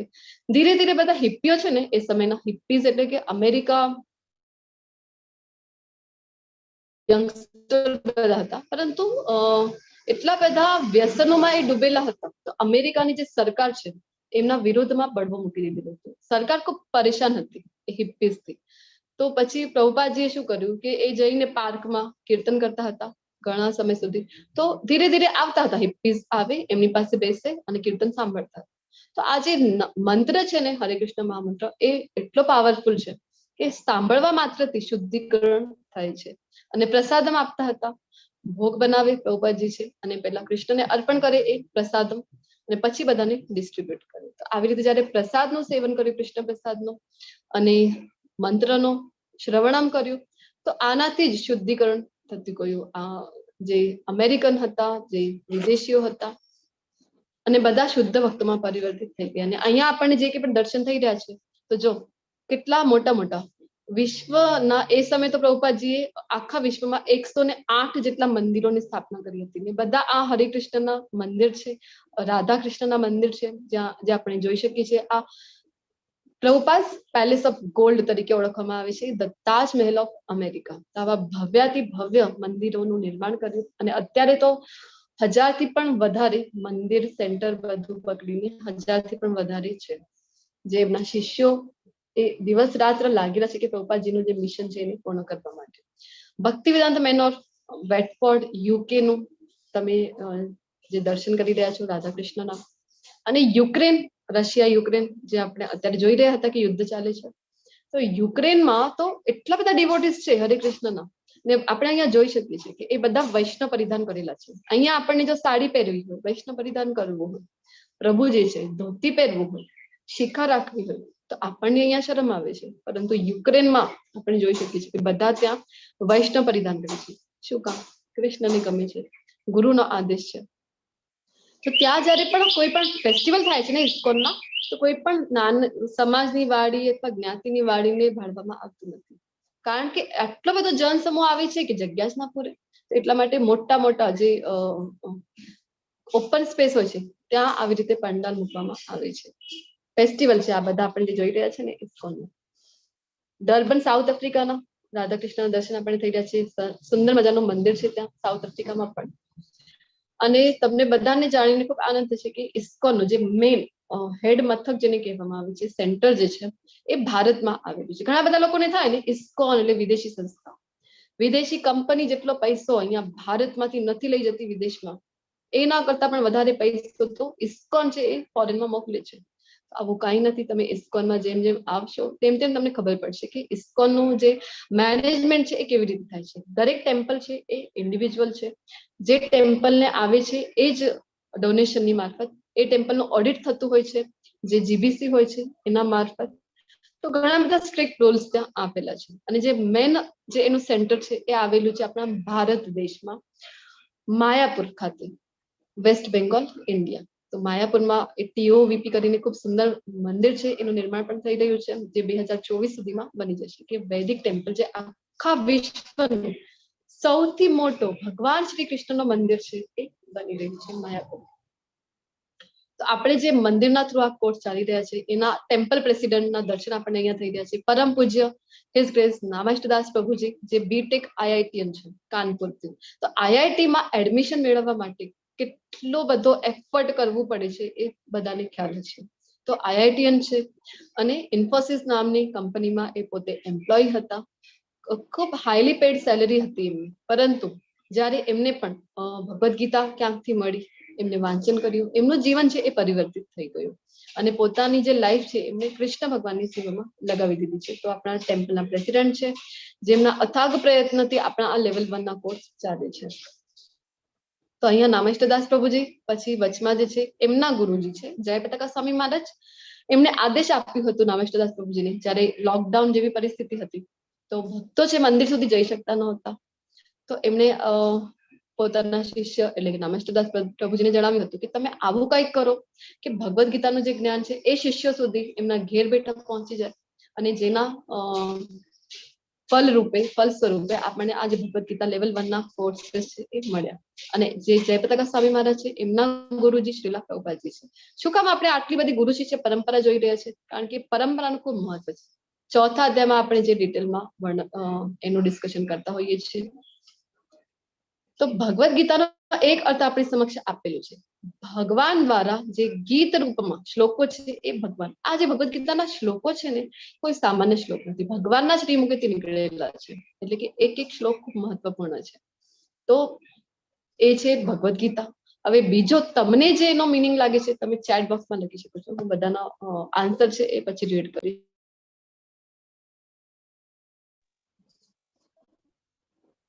તો આપણને બધાને એમ થાય ને કે કૃષ્ણ તમે મારાથી વાત કેમ નથી કરતા, O lord please talk to me. તો ભગવાન કહે છે કે આપ્યું તો છે મેં મારા જે ઉપદેશો છે એ બધા જ તને ભગવદ ગીતામાં આપી દીધા છે, પરંતુ પ્રોબ્લેમ શું છે કે આપણે બધા એ ભગવદ ગીતાને લઈને સુંદર મજાના લાલ વસ્ત્રમાં એની વીંટી અને આપણે એને મંદિરમાં મૂકી દીધો છે.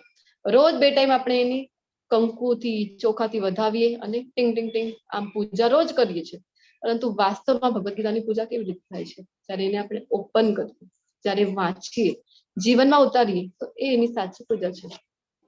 Just a moment.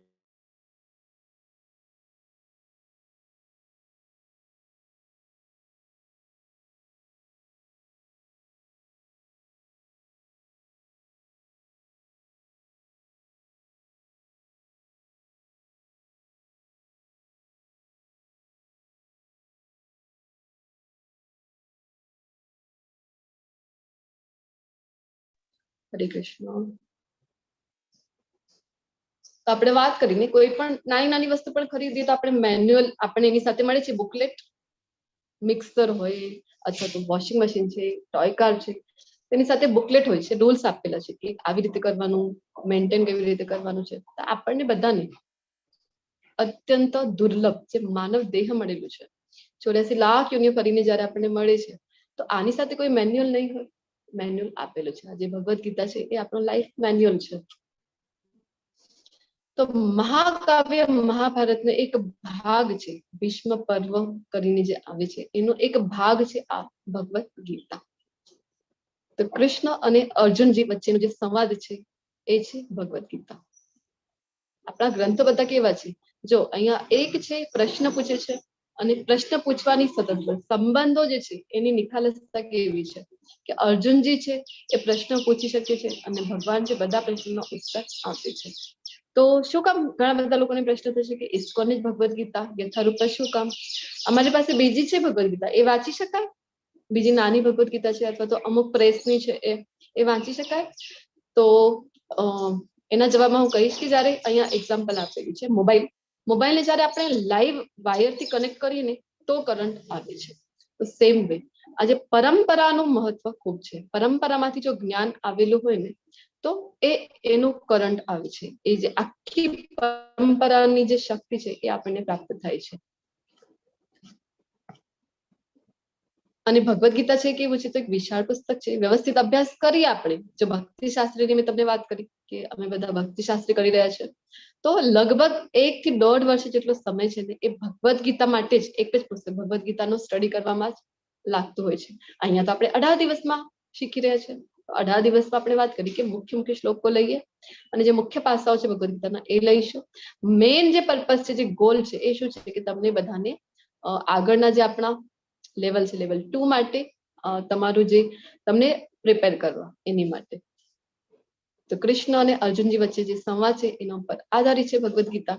પરંપરાની આપણે વાત કરી રહ્યા હતા ને, જો ફળ ફ્રૂટનું કોઈ ઝાડ છે, મેંગો ટ્રી છે, મેંગો ટ્રી માટે આપણને બધાને મેંગો જોઈએ છે, સુંદર મજાના મેંગોઝ જોઈએ, તો આપણે શું કરીએ? 2 ઓપ્શન આપણી પાસે હોય છે. કાં તો આપણે પથ્થર મારીને તોડીએ એને, અને બીજો છે કે કોઈ આપણી માટે આ વૃક્ષો પર ચડી જાય અને ત્યાંથી સરસ મજાના ઇન્ટેક ફ્રૂટ્સ આપે. કારણ કે પથ્થર મારીને જો આપણે પ્રાપ્ત કરીએ તો શું થાય? તો બધા ફળો નીચે પડી જાય, માટી મિશ્રિત, ધૂળ મિશ્રિત, અને અમુક જગ્યાથી ફૂટી જાય. આવા ફળો આપણને પ્રાપ્ત થાય. પરંતુ જો કોઈ આપણી માટે વૃક્ષો પર ચડી ને સરસ મજાના ફળ તોડી આવે તો કેવી સુંદર મજાની કેરીઓ આપણને મળે છે ને. સેમ વે પરંપરાથી જો આપણે જ્ઞાન લઈ રહ્યા છીએ તો પછી ગુરુ જે છે આપણા, આ બધા આચાર્યો છે આપણી ગુરુ શિષ્ય પરંપરાના, તો એમની પાસે એમણે બધા જ શાસ્ત્રોનું અધ્યયન કરેલું છે. વેદોનો, ઉપનિષદોનો બધું નોલેજ એમની પાસે છે. તો અહીંયા આપણને ભગવદ ગીતામાં સાર આપે છે. આજે આપણે ભગવદ ગીતા યથારૂપની વાત કરતા હતા, તો તમે જોઈ શકશો કે ઉપર શ્લોક, નીચે અનુવાદ જે તે ભાષામાં. ધારો કે ગુજરાતીમાં છે, નીચે એનો અનુવાદ એક એક શબ્દનો, અર્થ અને પછી અનુવાદ અને એના પાછળ ભાવાર્થ. તો ત્યાં પ્રભુપાદજી છે ને આપણને ઘણું બધું પીરસી નાખ્યું છે કે એક ભગવદ્ ગીતા વાંચી લઈએ તો આપણને એમ થાય કે કેટલા બધા શાસ્ત્રોનું અધ્યયન કરી લીધું છે આપણે. તો ભગવદ્ ગીતાના 700 શ્લોક છે, તમે નોટ ડાઉન કરી શકો છો. ટોટલ શ્લોકો છે 700, જેમાંથી ભગવાન શ્રી કૃષ્ણ બોલે છે 574 શ્લોકો, અર્જુનજી બોલે છે 84, સંજયજી દ્વારા જે બોલવામાં આવે છે 41 અને ધૃતરાષ્ટ્ર દ્વારા માત્ર 1 શ્લોક બોલવામાં આવે છે. તો કુલ 18 અધ્યાય છે જેને 3 ભાગોમાં વિભક્ત કરવામાં આવે છે. 3 મોડ્યુલ એના તરીકે છે કે પહેલા જે 6 ચેપ્ટર છે ને એ છે કર્મયોગ અને છેલ્લા જે 6 ચેપ્ટર છે એ છે જ્ઞાનયોગ. અને વચમાં સેન્ડવિચનો ફોટો અહીંયા જોઈ રહ્યા છે આપણે. તમને એમ થશે સેન્ડવિચ ક્યાંથી આવી ગઈ હવે? તો સેન્ડવિચમાં શું હોય? ઉપર બ્રેડ, નીચે બ્રેડ અને વચમાં ચીઝ છે, ક્રીમ છે, એ વચમાં હોય છે ને બટર છે, અથવા જે સ્ટફિંગ છે. તો અહીંયા પણ જે ભક્તિ યોગના ચેપ્ટર છે એ સારરૂપ ચેપ્ટર છે ભગવદ્ ગીતાનું. તો એને કવરિંગ ઉપર કર્મયોગ, નીચે જ્ઞાનયોગ અને વચમાં એને મૂકેલા છે. આપણે બધા માતાજીઓ પાસે અત્યંત પ્રેશિયસ કોઈ ઘરેણા છે, આપણે ક્યાં મૂકતા હોઈએ છીએ? જ્વેલરી બોક્સમાં ઉપર અને નીચે કવરિંગ છે ને વચમાં સાચવીને એને રાખીએ છીએ ને, જેટલો મૂલ્યવાન હોય. તો ભક્તિ યોગ છે ખૂબ મૂલ્યવાન છે. તો 12મો અધ્યાય છે છેક ભક્તિ યોગ ભગવદ્ ગીતામાં. તો 12મા અધ્યાય સુધી જો આપણામાંથી જે પણ લોકો ડે 1માં આપણી પાસે ઘણા બધા લોકો હોય છે, ગ્રેજ્યુઅલી સંખ્યા છે એ ઓછી થતી જાય છે. તો 12મા અધ્યાય સુધી જો તમે પહોંચી શકો તો 7મા અધ્યાયમાં ભગવાન જણાવે છે કે કોણ આવી શકે છે ભગવદ્ ગીતાનું જ્ઞાન આગળ કોણ લઈ શકે છે, જે સાર સુધી ભગવદ્ ગીતામાં પહોંચી શકે, એમને શું કહેવાય છે? તો ભગવાન આપણને પોતે જણાવે છે કે સુકૃતિવાન હોય છે. તો ભગવદ્ ગીતામાં આપણે 5 વિષયોનું જ્ઞાન લેવા જઈ રહ્યા છે. મુખ્યત્વે પહેલો વિષય છે ભગવાન. ભગવાનના વિશે આપણે આખા જ ભગવદ્ ગીતા તો ભગવાનના જ વિશે છે. તો ચેપ્ટર 1 થી લઈને 18 સુધીમાં ભગવાન વિશે જોઈશું, પરંતુ ડે 2 એટલે આવતીકાલે આપણે ભગવાનની પરિભાષા જે છે એની સાથે આપણે જોવાનો પ્રયત્ન કરીએ. પછી જીવ એટલે આપણે બધા શરીર નથી, આત્મા છે, જે જ્ઞાન આપણે બીજા અધ્યાયમાં ભગવાન આપે છે આવતીકાલે. પ્રકૃતિ વિશેનો આખો એક ચેપ્ટર આવે છે 13મો, પ્રકૃતિ, પુરુષ અને ચેતના. તો ત્યાં આપણે જોઈશું પ્રકૃતિ વિશે કર્મ યોગ નામના 2 ચેપ્ટર છે, એક 3જો ચેપ્ટર, એક 5મો ચેપ્ટર. તો ડિટેલમાં ત્યાં આપણે જોઈશું કર્મ વિશે. અને કાળ 2 હોય છે, કાળના અર્થ 2 થાય. એક સમય, તો સમયની ગણના સાથે આપણે જોઈશું 4થા અધ્યાયમાં કે જે ગણના છે એના મુજબ. અને એક કાળ એટલે કે મૃત્યુ, એના વિશે ભગવાન આપણને જે જણાવે છે 11મા અધ્યાયમાં, ત્યારે ચર્ચા કરીએ. તો સ્વાગત છે ફરીથી તમારા બધાનો ભગવદ્ ગીતાને સમજો 18 દિવસમાં લેવલ 1 નો ક્લાસ બેચ 38, જે આપણે શ્રી રાધા ગોવિંદ ટેમ્પલ દ્વારા સંચાલિત છે. શ્રી રાધા ગોવિંદજીના ચરણોમાં વંદન કરીને આજના અધ્યાયની શરૂઆત કરીએ. ડે 1 હતું એટલે ઓરિએન્ટેશનમાં થોડું સમય આપણું જતું રહે છે. ચેપ્ટર 1 અધ્યાય 1 અર્જુન વિષાદ યોગ. ભગવદ્ ગીતા જે છે ને 18 અધ્યાય છે ટોટલ, પરંતુ ભગવાનની જયારે અર્જુનજીને બોલી હતી ત્યારે નોનસ્ટોપ એ ચાલ્યું હતું ને. એવું નહીં કે અધ્યાય 1 પૂરો થયો, હવે અધ્યાય 2 શરૂ થઈ રહ્યું છે, પછી અધ્યાય 2જો પૂરો, અધ્યાય 3જો, આવી રીતે નહીં. એ કન્ટિન્યુઅસ બોલાઈ હતી. અર્જુનજી પ્રશ્ન કરી રહ્યા હતા, ભગવાન આન્સર આપી રહ્યા હતા. 45 મિનિટ્સમાં તો થઈ ગયો હતો. પરંતુ આપણે બધા કેવા છીએ? કલયુગના જીવો છે, તો આપણે તો એ સમજી શકાય નહીં કે આ હવે કેવી રીતે, આ કયું અધ્યાય, કયું એમાં કર્મયોગ હતું, કયું જ્ઞાન યોગ હતું, કયું ભક્તિ યોગના કયા ચેપ્ટર્સ હતા, આપણે તો એ સમજી શકાય નહીં. તો પછી આચાર્ય છે જે ડિસ્ટ્રીબ્યુટ કરે છે કે આટલા અધ્યાય છે કર્મયોગના છે, આટલા જ્ઞાન યોગના ને આ ભક્તિ યોગના અધ્યાય છે. આપણને કોણ આપે છે? આચાર્યો આપે છે. તો આચાર્યોએ નામ પાડેલા છે જે અધ્યાયના નામ છે. આવા કોઈ નામ આપણને મહાભારતનો એક ભાગ છે, તો ત્યાં આપણને આવા કોઈ નામ મળતા નથી. કન્ટિન્યુઅસ ભગવદ્ ગીતા છે, પરંતુ સમજવામાં ઈઝી જાય એટલે આચાર્યો નામ આપે છે. તો કોઈ વધારે ફરક નથી પડતું. અમુક જગ્યાએ નામ છે અલગ હોય છે. પ્રભુપાદજીએ નામ છે થોડાક અલગ આપ્યા છે. તો અર્જુન વિષાદ યોગ ઘણા બધા આચાર્યોએ આપ્યું છે. પ્રભુપાદજી નામ આપે છે કુરુક્ષેત્રની રણભૂમિમાં સૈન્ય નિરીક્ષણ.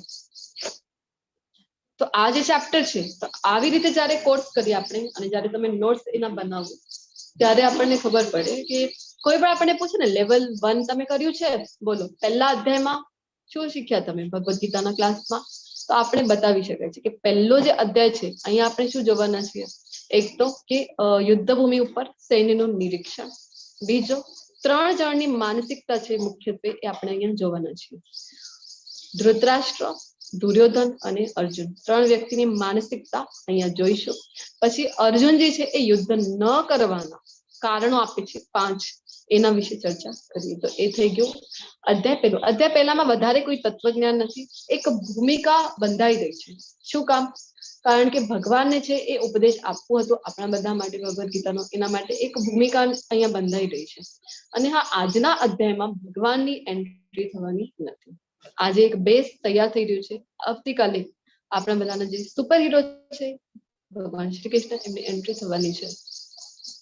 એક જ દૃશ્ય છે યુદ્ધ ભૂમિમાં, બધા છે ને એ જ દૃશ્યને લઈને 3 જણની માનસિકતા અલગ અલગ છે. ઉપર ટોપ મોસ્ટમાં જે પિક્ચર છે કોનું છે? દાઢીવાળા જે છે,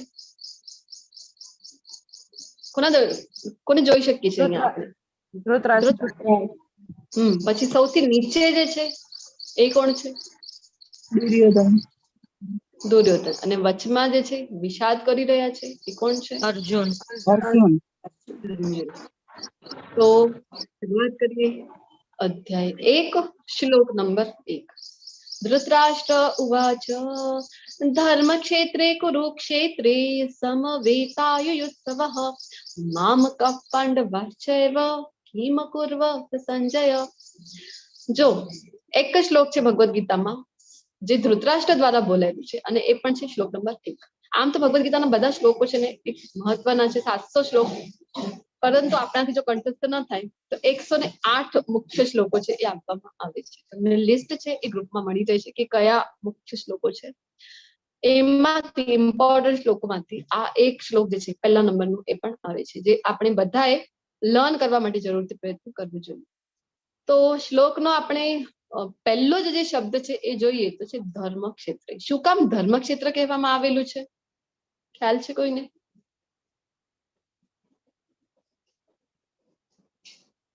હરે કૃષ્ણ. કારણ કે ધર્મને યુદ્ધ લડવા જવાનું છે, એટલે કરો અને પાંડવ ધર્મ માટે યુદ્ધ થવાનું છે.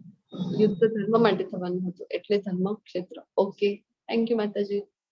બીજા કોઈને કઈ એડ કરવું છે? ધર્મક્ષેત્ર કરીને આ જે પ્લેસ ઉપર યુદ્ધ થઈ રહ્યું છે એને ધર્મક્ષેત્ર તરીકે સંબોધવામાં આવી રહ્યું છે. કારણ શું છે?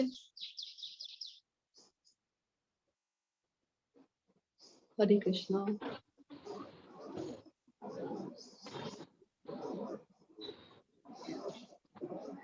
તો કુરુવંશના જે હું જણાવી દઉં છું, કુરુવંશના જે પૂર્વજ હતા એ રાજાઓએ અહીંયા ઘણા વર્ષો સુધી તપસ્યા કરી હતી. તો દેવતાઓ એમનાથી પ્રસન્ન થયા હતા. ઘણા વર્ષોની એમની જે કઠોર તપસ્યા હતી એનાથી, અને દેવતાઓએ એ જગ્યાને આશીર્વાદ આપેલા હતા. જે કુરુક્ષેત્રની જગ્યા છે કે આ જગ્યા ઉપર જે કોઈ પણ એટલી તપસ્યા કરી હતી કે તપસ્યા કરતા કરતા પ્રાણનો ત્યાગ કર્યો હતો એમના પૂર્વજોએ. તે જગ્યાને આશીર્વાદ હતા કે ધર્મના પક્ષમાં આ જગ્યા ઉપર જે કઈ પ્રકારે થશે, ધારો કે યજ્ઞ થઈ ગયા, યુદ્ધ થઈ ગયો, અથવા તો જે કોઈ પણ ધાર્મિક કાર્યો છે એ થઈ ગયા, તપસ્યા થઈ ગઈ, ધર્મના પક્ષમાં હશે ને તો એનો વિજય થશે. અને બીજું એ કે સ્વર્ગનું જે સુખો છે એ સ્વર્ગમાં સ્થાન મળશે. જો ધર્મના આ જે ક્ષેત્ર છે એના ઉપર કોઈનું મૃત્યુ થાય છે, ધર્મના પક્ષમાં કઈ કાર્ય કરવામાં આવે છે તો એને સ્વર્ગની પ્રાપ્તિ થશે. આવા આશીર્વાદ દેવતાઓએ આપેલા હતા, એટલે ધર્મ ક્ષેત્ર કરીને બોલાવી રહ્યા છે. શું કામ? ભયભીત છે. આ ધૃતરાષ્ટ્રની માનસિકતા જોઈ રહ્યા છે ને આપણે, તો ભયભીત છે. કારણ કે જાણે છે ને પોતાના પુત્રોને. ધૃતરાષ્ટ્રના જે પુત્રો છે, કૌરવો છે, એ કેવા છે? તો એ ધર્મના વિરુદ્ધમાં કામ કરી રહ્યા છે, અધર્મીઓ છે બધા. એટલા માટે એમને ભય છે કે આ જે જગ્યા છે, આ જે સ્થાન છે એ તો ધર્મક્ષેત્ર છે. ધર્મની સાઈડમાં જે કઈ પ્રકારે થશે એમના ઉપર એનું સારું પ્રતિભાવ આવવાનું છે. મારા પુત્રો તો અધર્મીઓ છે તો એ શું થાય એમનું? એટલા માટે પ્રશ્ન કરી રહ્યા છે કે ધર્મ ક્ષેત્રે કુરુક્ષેત્રે સમવેતા યુયુત્સવ, યુદ્ધની ઈચ્છાથી ભેગા જે થયા છે. કોણ ભેગા થયા છે? તો કહી રહ્યા છે કે મામકા અને પાંડવા છે. તો રાજા છે ધૃતરાષ્ટ્ર છે એ કાર્યકારી રાજા હતા. એકચ્યુઅલમાં જે રાજા હતા મોટા છે ધૃતરાષ્ટ્ર, પરંતુ બધાને મહાભારતની ખ્યાલ હશે કે અંધ હતા, એટલા માટે રાજા એમને બનાવવામાં આવ્યું ન હતું. તો જેમના નાના ભાઈ છે પાંડુ એ રાજા હતા. એ જ્યારે વનમાં જવા માટે નીકળી જાય છે ત્યારે એ કાર્યકારી રાજા બનાવીને જાય છે ધૃતરાષ્ટ્રને. અને જે પાંડુ રાજાના પુત્ર છે યુધિષ્ઠિર મહારાજ, તો એ મોટા હતા. તો આમ જોવા જઈએ તો રાજાના પુત્ર કોણ હતા? યુધિષ્ઠિર મહારાજ. તો રાજ્ય સિંહાસન ઉપર એમનો જ હક થાય છે ને મોટા પણ હતા. પરંતુ આ ધૃતરાષ્ટ્ર છે એમને આસક્તિ છે. ધૃતરાષ્ટ્રનો અર્થ શું થાય છે? કે જે રાજ્યને કસી રાષ્ટ્રને કસીને પકડીને રાખે છે. ખૂબ આસક્તિ છે રાષ્ટ્ર સત્તામાં એમને. તો એમની ઈચ્છા હતી કે એમનો પુત્ર છે જે દુર્યોધન એ રાજા બને. તો એટલા માટે એ જો જ્યારે નાના ભાઈની મૃત્યુ થઈ જાય છે તો ભૌતિક જગતમાં અત્યારે આપણે બધા કલિયુગમાં છે તો અત્યારે પણ જોઈ શકાય છે ને કે નાના ભાઈની જો મૃત્યુ થઈ જાય છે તો એના જે બાળકો છે એ કોની જવાબદારી હોય છે? તો મોટા ભાઈની જવાબદારી છે, રિસ્પોન્સિબિલિટી છે કે એના બાળકોનું પોતાની બાળકોની જેમ સંભાળ રાખવી. તો એ તો દ્વાપર યુગની વાત છે. તો એ સમય ધૃતરાષ્ટ્ર છે એમનું કામ હતું ને કે પોતાના ભાઈનું મૃત્યુ થઈ ગયો તો એના બાળકોને પોતાના બાળકોની જેમ ઉછેરવા. પરંતુ શું કરે છે અહીંયા? તો ફર્ક જે ડિફરન્સ છે એ કરી રહ્યા છે, અહીંયા ભેદભાવ કરી રહ્યા છે. તો જો દૂધ છે, રાજા છે ને રાજાનું કાર્ય શું હોય છે કે બધા પ્રત્યે સમદૃષ્ટિ હોય.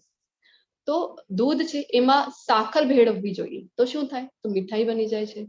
પરંતુ આ શું કરી રહ્યા છે કે દૂધમાં નિંબુ નિચોડી રહ્યા છે. નિંબુ નિચોડી તો શું થાય? તો અલગ અલગ થઈ જાય ને દૂધ જે છે પનીર જે છે એનું અલગ થઈ જાય, ઘાટું જે પદાર્થ છે, અને પાણી અલગ કરી આવે છે. તો આ જ કામ અહીંયા ધૃતરાષ્ટ્ર કરી રહ્યા છે. મામકા અને પાંડવ એમના વચ્ચે ભેદભાવ કરી રહ્યા છે. અને કિમ કુર્વત શું કરી રહ્યા છે? રાજા છે તો હકીકતે એમને શું પૂછવું જોઈએ કે મારા અને મારા જે પુત્રો છે બધા જે ભેગા થયા છે બધા જ કૌરવો છે ને આમ જોવા જઈએ તો પાંડવો જે છે એ પણ કૌરવો જ કહેવાય ને કુરુવંશના છે એ પણ. તો યુદ્ધમાં જે ભેગા થઈ રહ્યા છે તો શું ચાલી રહ્યું છે યુદ્ધભૂમિમાં એવું પૂછવું છે કે મામકા અને પાંડવા. તો ધૃતરાષ્ટ્ર છે એ યુદ્ધભૂમિને કેવી રીતે જોઈ શકે છે? બતાવો, તમારી માટે પ્રશ્ન છે.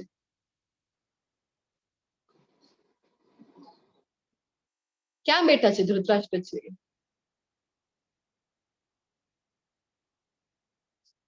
હરે કૃષ્ણ. રાજ્ય ક્યાં હતું એમનું? હસ્તિનાપુર. હસ્તિનાપુરમાં. યસ. પુષ્પા ધારિયાજી હેન્ડરેસ કર્યું છે. જે હેન્ડરેસ કરશે એને ફર્સ્ટ ચાન્સ. જણાવો. માતાજી, ધૃતરાષ્ટ્ર છે ને એ એમના રાજ્યમાં બેઠા હતા અને એમનો જે સારથી છે ને સંજય એ એમને આજે યુદ્ધ ભૂમિમાં જે ચાલી રહ્યું છે ને એ કહી રહ્યા છે. સંજય એમના સારથી હતા ને એમને પ્રભુ વેદવ્યાસજીની કૃપાથી એ જોઈ શકતા હતા કે શું યુદ્ધ ભૂમિમાં થઈ રહ્યું છે. હરે કૃષ્ણ માતાજી. હરે કૃષ્ણ. તો એમના ગુરુ જે છે સંજયજીના વેદવ્યાસજીની કૃપાથી શું મળ્યું હતું સંજયજીને? દિવ્ય દ્રષ્ટિ. દિવ્ય આંખો. દિવ્ય દૃષ્ટિ, જેના લીધે એ જોઈ શકે છે. અહીંયા હસ્તિનાપુરમાં બેઠા છે પરંતુ કુરુક્ષેત્ર જે ડિસ્ટન્સ છે કેટલું છે? તો લગભગ 250 કિલોમીટર જેટલો ડિસ્ટન્સ છે. તો જોઈ શકે છે કે ત્યાં શું ચાલી રહ્યું છે. અને સંજયજી વર્ણન કરી રહ્યા છે તો જેના લીધે ધૃતરાષ્ટ્રને ખબર પડે છે યુદ્ધભૂમિમાં શું થઈ રહ્યું છે. ધૃતરાષ્ટ્રની માનસિકતા કેવી છે? શંકાસ્પદ છે. શું કામ? કારણ કે આ જે ક્ષેત્ર છે, જગ્યા છે, કેવી છે? ધર્મ ક્ષેત્ર છે. મારા પુત્ર તો અધર્મીઓ છે. પછી કુરુક્ષેત્ર છે તો ધાર્મિક સ્થળ છે. આપણી સેના કેવી રીતે જીતશે એ બધું એને ડાઉટ છે. અધર્મીઓ છે તો વિજય તો છે એ ધર્મની પક્ષમાં જે કાર્ય કરવામાં આવશે એનો વિજય થશે, એને સ્વર્ગની પ્રાપ્તિ થશે. તો મારા પુત્રોનો વિજય કેવી રીતે થાય? તો અધર્મીઓ છે. પછી ભયભીત છે. ભયભીત છે કેવી રીતે ખબર પડે છે? ભેદભાવ કરી રહ્યા છે. મામકા અને પાંડવ ભેદભાવ કરે છે અને આસક્તિના કારણે પોતાના પુત્ર પ્રત્યે કેટલી આસક્તિ હોય છે જેના કારણે એ ખબર પડે છે કે ભયભીત છે અને પક્ષપાતી છે. હું અને મારું આ માનસિકતા છે એની, અને ભૌતિક સ્તરની માનસિકતા ધરાવે છે. તો ધૃતરાષ્ટ્રના વિશે આપણે જોઈ રહ્યા છીએ. તમે જણાવો આસક્તિ અને સ્નેહ જો કોઈને ખ્યાલ હોય તો તમે અનમ્યુટ કરીને જણાવી શકો છો. આસક્તિ અને સ્નેહમાં ડિફરન્સ શું છે? ફરક શું છે?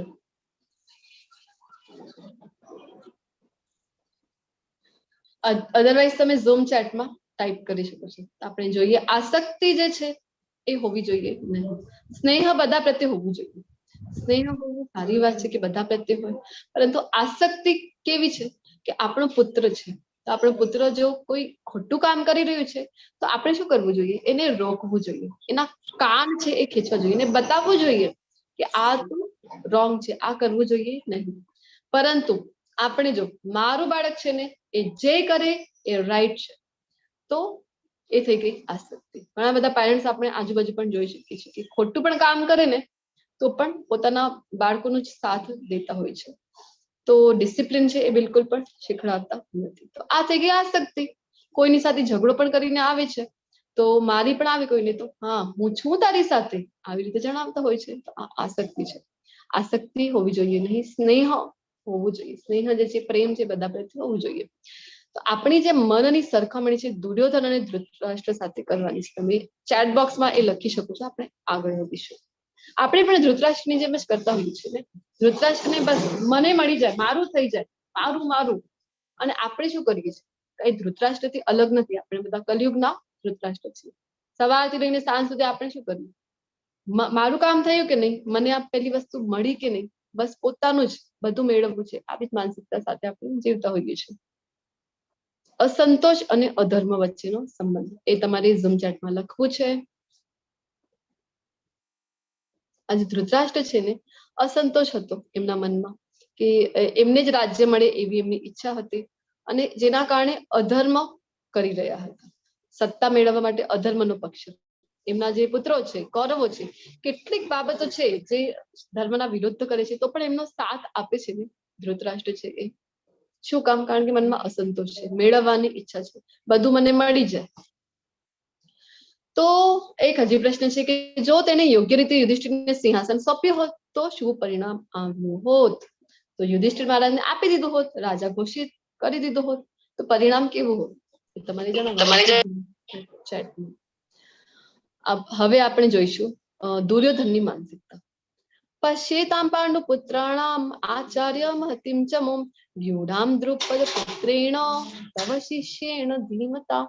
તો અહીંયા ધૃતરાષ્ટ્ર છે એ પોતાના ગુરુ પાસે ગયો છે ને ગુરુ પાસે આપણે જઈએ તો વાસ્તવમાં કેવી રીતે વિનમ્ર થઈને ભગવાન આપણને ચોથા અધ્યાયમાં જણાવે છે કે ગુરુ પાસે જયારે જઈએ તો કેવી રીતે આપણે ગુરુને પ્રણામ કરવા જોઈએ, વિનમ્ર થઈને પ્રશ્ન પૂછવા જોઈએ. અને અહીંયા દુર્યોધન છે, અહીંયા આપણે જોઈ શકીએ છીએ એના હાવભાવ કેવા છે અને એ જઈને પોતાના ગુરુને મેળો મારી રહ્યો છે કે તવ શિષ્યેણ ધીમતા, આવું કહી રહ્યો છે.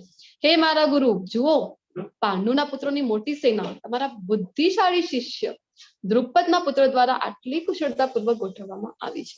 કોણ હતા દ્રુપદના પુત્ર જે પાંડવોના સેનાપતિ હતા? ધૃષ્ટદ્રુમ. ધૃષ્ટદ્રુમ. ધૃષ્ટદ્રુમ. હા, ધૃષ્ટદ્રુમ. તો હેન્ડ રેઝ કરવાનું છે. આન્સર આવડતો હોય ને પછી જેનું પહેલા થશે એને ચાન્સ આપવામાં આવશે. તો જો શોર્ટમાં લેવાનો પ્રયત્ન કરીએ, વાર્તા લાંબી છે. નાના જયારે હતા ગુરુ દ્રોણ અને દ્રુપદ તો બંને મિત્ર હતા, સાથે ગુરુકુળમાં ભણતા હતા. તો દ્રુપદ રાજકુમાર અને ગુરુ દ્રોણ છે એ બ્રાહ્મણના પુત્ર. તો બ્રાહ્મણ જે હતા એ કેવી જીવન નિર્વાહ કરતા હતા? કારણ કે એમનો જે લાઈફનો ગોલ હતું એ હાયર પર્પઝને અચીવ કરવાનું હતું કે આધ્યાત્મ જે જીવનનો ઉચ્ચતર ગોલ છે એને પ્રાપ્ત કરવા માટે પ્રયત્નશીલ રહેતા હતા. વેદોનું અધ્યયન કરી ખૂબ સિમ્પલ લાઈફ છે પોતાની જીવતા હતા. સંગ્રહ કરવા માં માનતા નહોતા, સંગ્રહ કરતા નહોતા, એવું લાઈફ જીવતા હતા. તો એ સમયે નાના જયારે હતા ગુરુકુળમાં ભણતા હતા તો એવું થયું એક વખત કે દ્રુપદ જે છે એમના પ્રાણ સંકટમાં આવી ગયા હતા અને ગુરુ દ્રોણ જેમના મિત્ર હતા એમની સહાયતાથી એમના પ્રાણની રક્ષા થઈ શકી હતી. તો ત્યારે દ્રુપદ જે રાજકુમાર હતા તે શું કહે છે કે હું તો મોટો થઈને રાજા બનવાનું છું, તો હું તો તને જે તું માગે એ આપી દઈશ કારણ કે તે મારા પ્રાણની રક્ષા કરી છે, એવું કીધું હતું. પછી કાલાંતરે તો એવું થાય છે ગુરુકુળથી શિક્ષણ લઈ લે છે, દ્રુપદ તો રાજા બની જાય છે અને ગુરુ દ્રોણ છે બ્રાહ્મણ હતા, કોઈ સંગ્રહ કરતા નહોતા, પોતાનું મેક્સિમમ ટાઈમ છે એ વેદોનું અધ્યયન કરવામાં એ વિતાવતા હતા અને ખૂબ જ સિમ્પલ લાઈફ જીવતા. એક દિવસ જયારે એમની જોવામાં આવે છે કે એમનો જે પુત્ર છે અત્યંત પ્રિય પુત્ર, ખૂબ જ લાડકો, શું નામ હોય છે ગુરુ દ્રોણના પુત્રનું? અસ્વસ્થામાં. અશ્વત્થામા જોયું છે કે જયારે એમના મોઢા ઉપર ચોખાનું અથવા તો લોટનું જે પાણી છે એ જોઈ છે, તો ત્યારે એમને ખૂબ ખરાબ લાગે છે કે અરે મારા પાસે એક ગાય પણ નથી કે મારા પુત્રને હું દૂધની વ્યવસ્થા કરી શકું. ત્યારે એમને યાદ આવે છે કે હા, જયારે ગુરુકુળમાં ભણતા હતા ને ત્યારે દ્રુપદે મને એક વચન આપ્યું હતું, કીધું હતું કે તું જે માગે એ તને આપી દઉં. તો હું એમની પાસે જાઉં છું. દ્રુપદ હવે રાજા બની ગયા છે અને ગુરુદ્રોણે તો એવું જ કે અમે તો બાળપણના મિત્ર છીએ. તો ગયા દ્રુપદ પાસે અને ત્યાં જઈને કહે છે કે આપણે બંને તો મિત્ર છીએ, તો મારે ગાયની આવશ્યકતા છે, તો મને ગાય આપ. તો દ્રુપદ છે ને ત્યાં ખૂબ જ અપમાનિત કરે છે. મિત્રતા તો બરાબરી વાળામાં થાય, સમાન લોકોમાં થાય છે. તું જો આવો સાધારણ બ્રાહ્મણ અને હું તો રાજા છું, આપણી વચ્ચે કોઈ મિત્રતા થાય નહીં.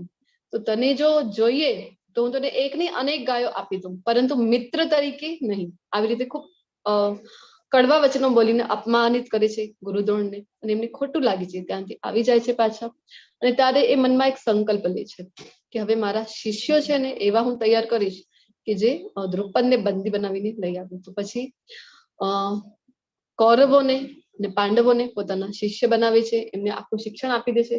ગુરુ દક્ષિણાનો જયારે સમય આવે છે તો પછી ત્યારે એમની પાસે માંગણી કરી છે કે દ્રુપદને બંદી બનાવીને લઈ આવો. અને સૌથી પહેલા જાય છે દુર્યોધન, નીકળી પડે છે, પાછળ એમના કૌરવો બધા ભાઈઓ. અને ત્યાં જઈને દ્રુપદ જે હતા ને એ કોઈ સાધારણ વ્યક્તિ તો હતા ને, રાજા હતા. તો એ પણ ખૂબ વીર રાજા હતા. તો એ ખૂબ સારી રીતે યુદ્ધ કર્યું એમણે. તો દુર્યોધનને જ બંદી બનાવી નાખ્યું. દુર્યોધન અને બધા કૌરવોને બંદી બનાવી નાખ્યું. જે દુર્યોધન ગયું હતું દ્રુપદને બંદી બનાવવા માટે. પછી જાય છે અર્જુન અને પાંડવો જાય છે અને અર્જુન તો એકલા હાથે જ યુદ્ધ કરીને દ્રુપદ જેવા રાજાને પણ પરાસ્ત કરી દે છે. દુર્યોધનને છોડાવે છે, બધા કૌરવોને છોડાવે છે અને દ્રુપદને બંદી બનાવીને લઈ આવે છે પોતાના ગુરુની સમક્ષ. ગુરુની આજ્ઞાનું પાલન કરે છે. એટલે જ તો અર્જુન પ્રિય શિષ્ય હતા પોતાના ગુરુના. તો લઈ આવે છે ત્યારે ક્ષત્રિય છે ને દ્રુપદ, તો કેવું હોય છે ક્ષત્રિયને કે એક વખત કોઈ યુદ્ધમાં માર્યા જઈએ ને તો કોઈ પ્રોબ્લેમ નથી, પરંતુ અહીંયા થાય છે શું કે ગુરુદ્રોણ છે ને એને કહે છે કે છોડી દો આને દ્રુપદને. તો આવી રીતે જયારે બંદી બનાવીને પછી છોડી દેવામાં આવે છે અને પછી કહે છે કે અડધું રાજ્ય જે છે એ હું તને દાનમાં આપું છું. આવી રીતે જયારે ક્ષત્રિયને અપમાનિત કરવામાં આવે છે તો લોહી ઉકળી જાય છે દ્રુપદનું. અને પછી એને તો એમ થાય છે કે આના કરતા તો મૃત્યુ મળી ગઈ હોત તો એ વધારે સારું હોત. તો પછી દ્રુપદ ત્યાંથી નીકળે છે અને મનમાં તો દ્વેષ છે ગુરુદ્રોણ પ્રત્યે. અને એ જ ભાવનાથી એમને એક પુત્ર જોઈતો હતો કે જે ગુરુદ્રોણને મારે એવા પુત્રની કામના હતી. અને જેના માટે બ્રાહ્મણોની શોધ કરવા નીકળે છે અને હવન કરાવે છે. અને હવન કરાવે છે ત્યારે એમની ત્યાં સૌ પ્રથમ તો પધારે છે એક પુત્રી.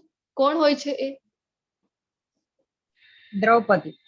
દ્રૌપદી. યાજ્ઞસેની જે પુષ્પા માતાજી હેન્ડરેસ કરે છે. તો તમને પણ વિનંતી કરીશ બધાને કે તમે પણ હેન્ડરેસ કરો ને પછી જવાબ આપો. ઓકે, તો યાજ્ઞસેની એટલે આપણને એમ થાય કે કોઈ સાધારણ મહિલા એ આપણી જેમ નથી. જે દ્રૌપદી જે છે એ ખૂબ જ મહાન છે. યજ્ઞથી જેમનો જન્મ થાય છે એટલે કેટલા પવિત્ર છે તમે એનું અનુમાન લગાવી શકો છો. તો યાજ્ઞસેની દ્રૌપદી અને પછી યજ્ઞથી આવે છે એમને જે પુત્ર પ્રાપ્ત થાય છે જેનું નામ હોય છે દૃષ્ટદ્યુમ્ન. તો દૃષ્ટદ્યુમ્ન જેનું જન્મ જ શું કારણ કયા કારણે થયું છે કે જે ગુરુદ્રોણ છે એમને મારવા માટે જન્મ થયું છે દૃષ્ટદ્યુમ્નનો. એ વાત જાણતા હતા ગુરુદ્રોણ, તો પણ જ્યારે એમની પાસે દૃષ્ટદ્યુમ્નને સોંપવામાં આવ્યું ત્યારે એઝ અ ગુરુ પોતે અને શિષ્ય તરીકે સ્વીકાર કરે છે દૃષ્ટદ્યુમ્નનો. અને એવું નહીં કે મારા પ્રાણ લેવા માટે તો આનો જન્મ થયું છે તો અમુક યુદ્ધની કલા એને શીખવાડું અને અમુક તો હું શીખડાવીશ નહીં. આવી રીતે નહીં. પહેલાના બ્રાહ્મણો કેવા મહાન હતા આ ઘટનાથી આપણે એનું અનુમાન લગાવી શકાય છે. તો બધી જ યુદ્ધ કૌશલ્ય જે કૌરવોને પાંડવોને શીખડાવ્યું હતું એ બધું શીખડાવે છે દૃષ્ટદ્યુમ્નને. એટલા માટે અહીંયા મેળો મારી રહ્યો છે દુર્યોધન કે તમારો જો બુદ્ધિશાળી શિષ્ય એટલે કે બીજી રીતે કહે છે કે તમે તો મૂર્ખાઈ કરી છે, તમને ખબર હતું કે તમારો જ પ્રાણ લેવાનો છે એ દૃષ્ટદ્યુમ્ન છે એ, તો પણ બધી જ એને તમે યુદ્ધ કળા શીખવી દીધી. એક વખત તો ભૂલ કરી છે, હવે બીજી વખત ભૂલ કરતા નહીં. એટલા માટે તવ શિષ્યેણ ધીમતા કહીને મેણું અહીંયા મારી રહ્યો છે દુર્યોધન છે. તો દુર્યોધનના રાજકીય વર્તનનું વિશ્લેષણ આપણે જોઈએ. લેવલ 2 માં બધું આપણે ડિટેલમાં લેતા હોઈએ છીએ, તમને ખૂબ ડિટેલમાં સારી રીતે સમજાવવામાં આવશે. અહીંયા આપણે એક ઓવરવ્યુ તરીકે લઈએ કે શ્લોક નંબર છે 1.3. તો એમાં શું, દ્રોણાચાર્ય પાંડવો સાથે આ વખતે હળવાશ નહીં દાખવી તેની ખાતરી કરવા માટે ધૃષ્ટદ્યુમ્નને દ્રુપદ પુત્રેણો, એટલે કે દ્રુપદનો પુત્ર, એટલે કે દ્રોણનો શત્રુ થયો એટલા માટે આવી રીતે બોલાવી રહ્યા છે.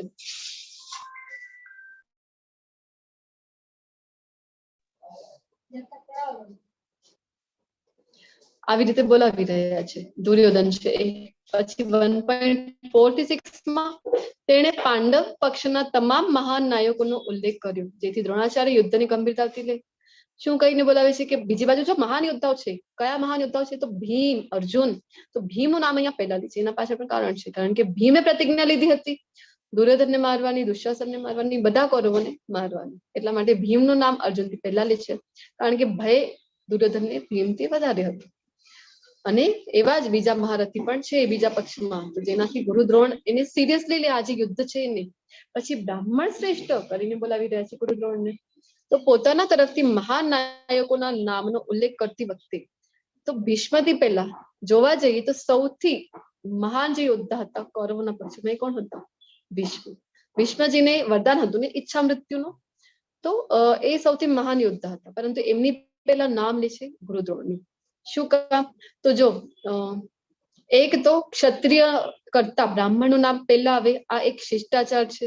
તો આને દર્શાવવા માટે, અને પછી કે હવે મેણો તો મારી દીધું છે, હવે એને કવર અપ કરવા માટે કે હવે આ ગુરુ દ્રોણ છે એ યુદ્ધ છોડીને જતા રહેશે તો એટલા માટે એને કવર કરવા માટે એમનું નામ પહેલા લઈ રહ્યા છે.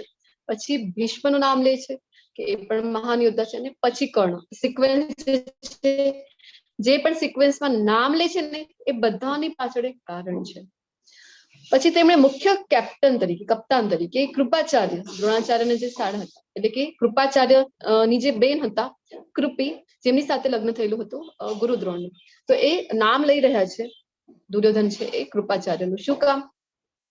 કે જેનાથી એમના શાળા છે તો એમને પણ યાદ કરે છે. અશ્વત્થામા પ્રિયપુત્ર છે તો એમનું નામ લઈ રહ્યા છે. પછી કોનું નામ લે છે? તો વિકર્ણ. વિકર્ણ એટલે કોઈ મહાન યોદ્ધા નહોતા, કૌરવ હતા 100 કૌરવમાંથી એક, પરંતુ જયારે દ્રૌપદીજીનો વસ્ત્રહરણ થઈ રહ્યો હતો એ સમયમાં કેવળ એક જ એ હતા કૌરવોની પક્ષમાં કે જેમણે રોક્યું હતું, કીધું હતું દુર્યોધનને કે આ ભાઈ આવું દુષ્કૃત્ય કરો નહીં, આ દ્રૌપદીજી છે આપણા ભાભી, એટલે કે એ તો માતા સમાન છે, તો એમની સાથે આવો દુર્વ્યવહાર કરાય નહીં. ત્યારે દુર્યોધને નીચે બેસાડી દીધો હતો. અહીંયા મોટા વાત કરી રહ્યા છે નહીં, તો નાનાઓએ વચમાં પડવાનું, નીચે બેસી જાઓ આમ કહીને નીચે બેસાડી દે છે. તો એટલા માટે વિકર્ણનું નામ લે છે કે હવે આનું ફરીથી મન પરિવર્તન ન થઈ જાય ને, ફરીથી બીજા બાજુએ યુદ્ધ કરવા માટે નીકળી જાય, એટલા માટે. પછી શું કીધું કે આપણી પક્ષમાં એવા ઘણા બધા બીજા વીરો છે જે મારા માટે પ્રાણ ત્યાગ કરવા તૈયાર છે. તો જો એમ કહેવાય છે ને કે જીભા ઉપર સરસ્વતી બેઠેલા હોય છે, તો જ્યારે પણ આપણે બોલીએ ત્યારે શુભ બોલવો જોઈએ, સારા શબ્દો વાપરવા જોઈએ. તો અહીંયા દુર્યોધન છે એ નેગેટિવ પ્રેડિક્શન કરી રહ્યા છે. શું કહે છે કે મારા માટે બધા મરવા, પ્રાણ ત્યાગવા તૈયાર છે.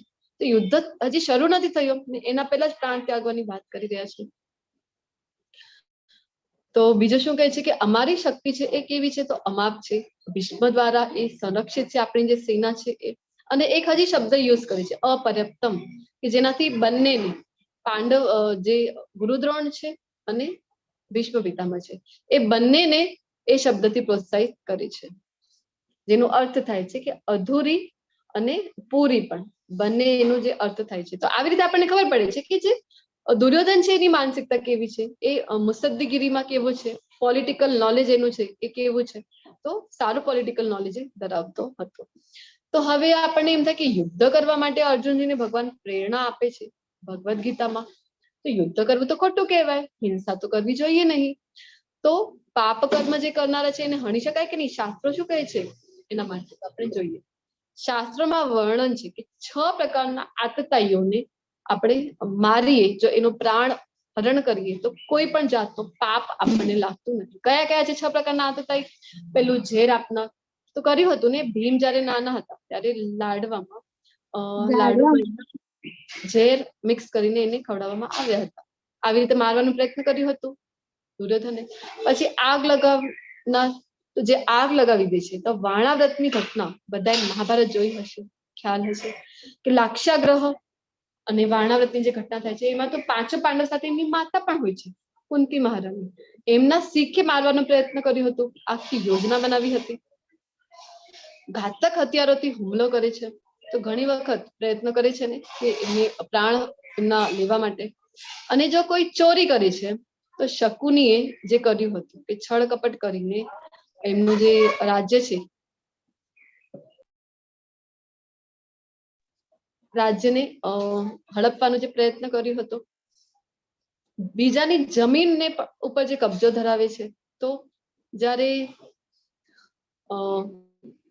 એ શકુનીજીએ જ્યારે પાસા ફેંકીને છળ કપટ કર્યું, જીતી ગયા, અને પછી શું કરે છે, તો એમનું જે આખી નગરી હતી ઇન્દ્રપ્રસ્થ એના પર કબજો કરી લે છે, અને જે બીજાના પત્નીનું અપહરણ કરે છે અથવા તો અપમાનિત કરે છે, તો એમને પણ શાસ્ત્રો મુજબ આતતાઈ ગણવામાં આવે છે, જેમનો પ્રાણ લઈ શકાય છે. દ્રૌપદીજીનો અપમાન કરવાનો, વસ્ત્રહરણ કરવાનો પ્રયત્ન કર્યો હતો કૌરવોએ. તો બધી જ રીતે 6 પ્રકારે આ જે કૌરવો હતા એ કેવા હતા, આતતાઈ હતા. જયદ્રથે પણ એકવાર પ્રયાસ કર્યો હતો ને અપહરણ કરવાનો.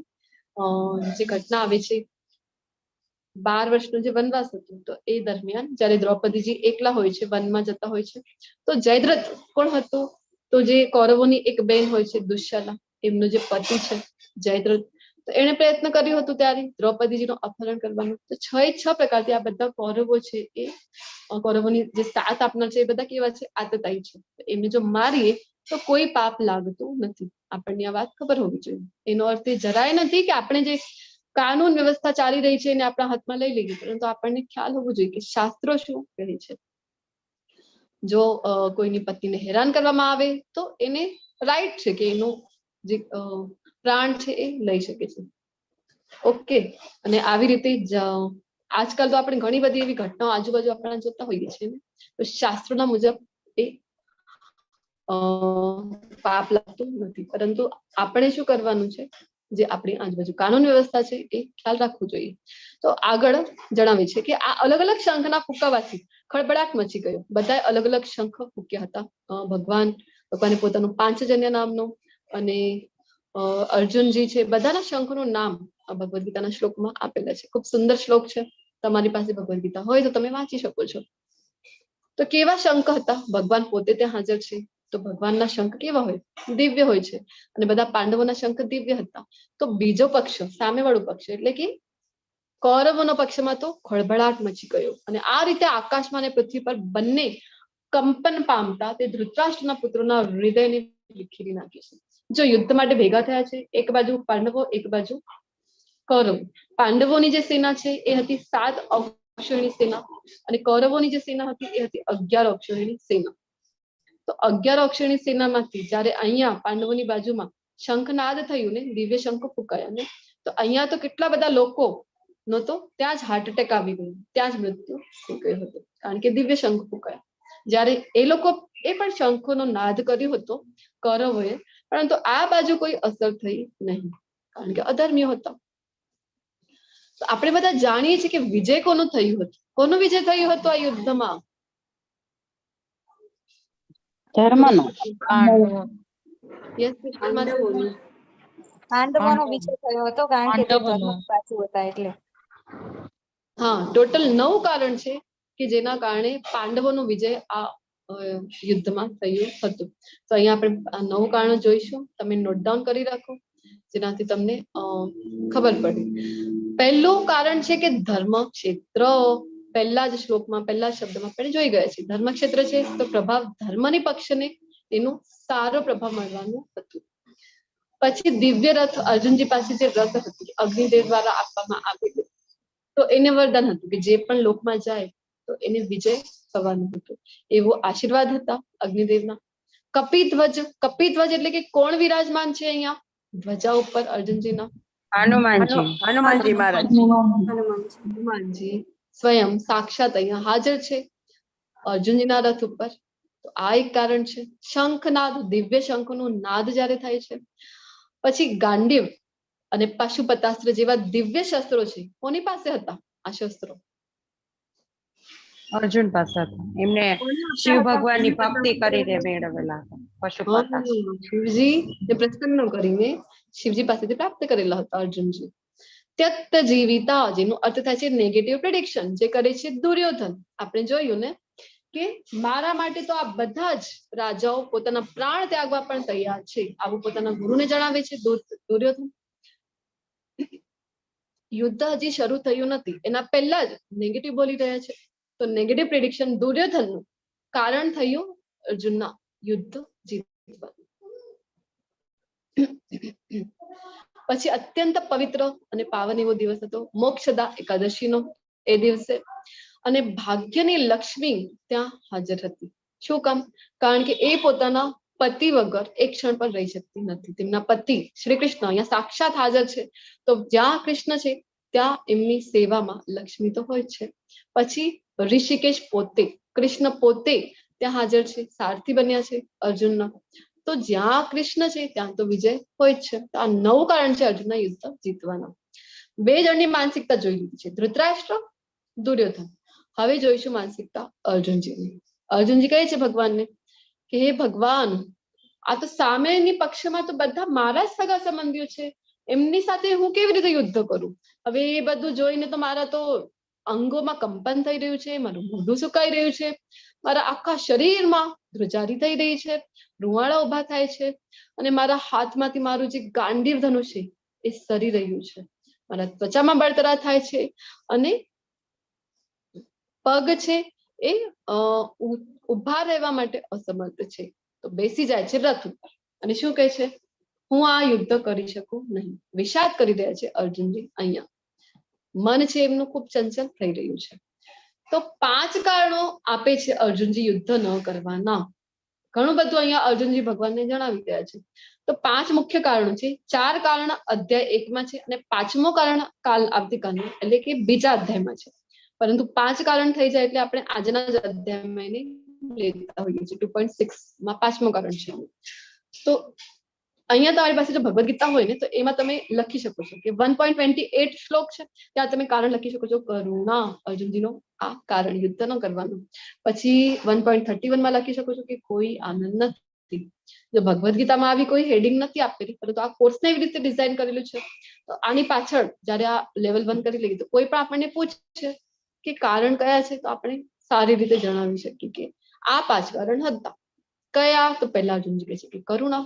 કરુણા આવે છે અર્જુનજીની. ભગવાનના ભક્ત છે ને એમના હૃદયમાં કરુણા હોય છે. એમને એવું નહીં કે મારા પક્ષના લોકો છે તો મારા પક્ષના જે યોદ્ધાઓ છે એમની માટે કરુણા છે, પરંતુ સામેવાળા જે પક્ષના એ પણ તો બધા નિર્દોષ છે, મારા સગા સંબંધીઓ છે ને જે બધા સૈનિકો છે નિર્દોષ છે, એમનું પણ મૃત્યુ થવાનું છે. તો બધા માટે કરુણા આવી રહી છે અને કોઈ આનંદ નથી. કહે છે કે આખા પૃથ્વીનું સામ્રાજ્ય એમને મળવાનું હતું. પૃથ્વીનું, એવું નહીં કે એક સ્ટેટનું. ગુજરાતથી આપણે બિલોંગ કરીએ તો ગુજરાતનું રાજ્ય મળવાનું હતું નહીં, 5 રાજ્યનું 5 સ્ટેટનું રાજ્ય મળવાનું હતું નહીં, તો આખા દેશનું, આખા ભારત દેશનું એ પણ નહીં, આખા વિશ્વનું જેની પાસે સમ્રાટ પદ એટલે શું, તો આખા વિશ્વ ઉપર જેનું એક છત્ર રાજ્ય હોય, તો એમના જ મોટા ભાઈ એટલે કે યુધિષ્ઠિર મહારાજ એ સમ્રાટ બનવાના હતા. તો પણ અહીંયા અર્જુનજી કહે છે કે કોઈ આનંદ નથી. શું કામ? કારણ કે બતાવવાનું કોને? મારા જ બધા સ્નેહીજનો છે. આપણે પણ જયારે ઘરમાં કોઈ નાનું ફંક્શન પણ હોય તો આપણે શું ઈચ્છતા હોઈએ છીએ કે આપણા બધા રિલેટિવ્સ ત્યાં આવે, તો બધા આપણા સ્નેહીજનો, સ્વજનો એમાં સંમેલિત થાય તો આપણને આનંદ આવે છે. તો આટલું બધું યુદ્ધ જીતી જઈએ ને બધાને મારી નાખીએ તો બતાવવાનું કોને? તો કહે છે કે કોઈ આનંદ નથી. પાપનો ભય છે અર્જુનજીને, અને કૌટુંબિક પરંપરાઓનો નાશ થશે, અનિર્ણયકતા, એના વિશે અર્જુનજી જણાવે છે. તો શું કહે છે કે મારા પ્રિય કૃષ્ણ, મારા મિત્રો અને સંબંધીઓને મારી સામે આવી લડાયક ભાવનામાં હાજર જોઈને મને લાગે છે કે મારા શરીરના અંગો કંપી રહ્યા છે અને મારું મોં સુકાઈ રહ્યું છે. તો પોતાના સ્વજનોને કેવી રીતે મારવાનું? કરુણા આવે છે બધાના પ્રત્યે. પછી કોઈ આનંદ નથી માં શું કહે છે કે પોતાના સગા સંબંધીને મારવામાં કેવી રીતે કલ્યાણ છે મારું મને નથી ખબર પડતું. તો હે મારા પ્રિય કૃષ્ણ, તમે મને બતાવો કે આવી રીતે જો રાજ્ય પણ મળી ગયું તો ફાયદો શું છે? બતાવવાનું કોને? કોઈ હોવું તો જોઈએ બતાવવા માટે. ક્યારે આનંદ થાય છે? જ્યારે આપણા બાળક છે તો ખૂબ સારા પર્સન્ટેજ થી પાસ થયો છે અને આપણે પાર્ટી રાખી છે, તો જ્યારે આપણા બધા સગા સંબંધીઓ એમાં સંમિલિત થાય છે ત્યારે આપણને આનંદ થાય છે કે બધાને બતાવીએ એનું માર્કશીટ આપણે રાખતા હોઈએ છીએ ને સ્ટેટસમાં, બધાને બતાવીએ, બધા એના વખાણ કરીએ તો આપણને આનંદ થાય છે. હવે કોઈ સગા સંબંધી નહીં રહે તો બતાવવાનું કોને? તો કોઈ આનંદ નથી. પાપનો ભય કોને લાગે છે? કે જે જાણે છે કે ધર્મ શું છે, અધર્મ શું છે. ભગવદ્ ગીતામાં ભગવાન આપણને જણાવે છે ધર્મ શું છે, પ્રકૃતિના ગુણો વિશે સમજાવે છે. તમો ગુણ છે એ ખૂબ જ તમો ગુણમાં કોઈ કાર્ય કરીએ તો અધોગતિ કેવી રીતે થાય છે એ આપણને સમજાવે છે. તો જો જેને શાસ્ત્રોનું જ્ઞાન છે એ જાણે છે કે પાપ શું છે અને પુણ્ય શું છે. તો લગભગ 68 કરોડ વ્યક્તિઓનું અહીંયા મૃત્યુ થવાનું હતું આ મહાભારતના યુદ્ધમાં. તો આ જોઈ શકે છે, દૂરદૃષ્ટિ છે અર્જુનજીની. તો એ જયારે જોઈ શકે છે ને તો એમને પાપનો ભય લાગે છે. પછી કૌટુંબિક પરંપરાનો નાશ.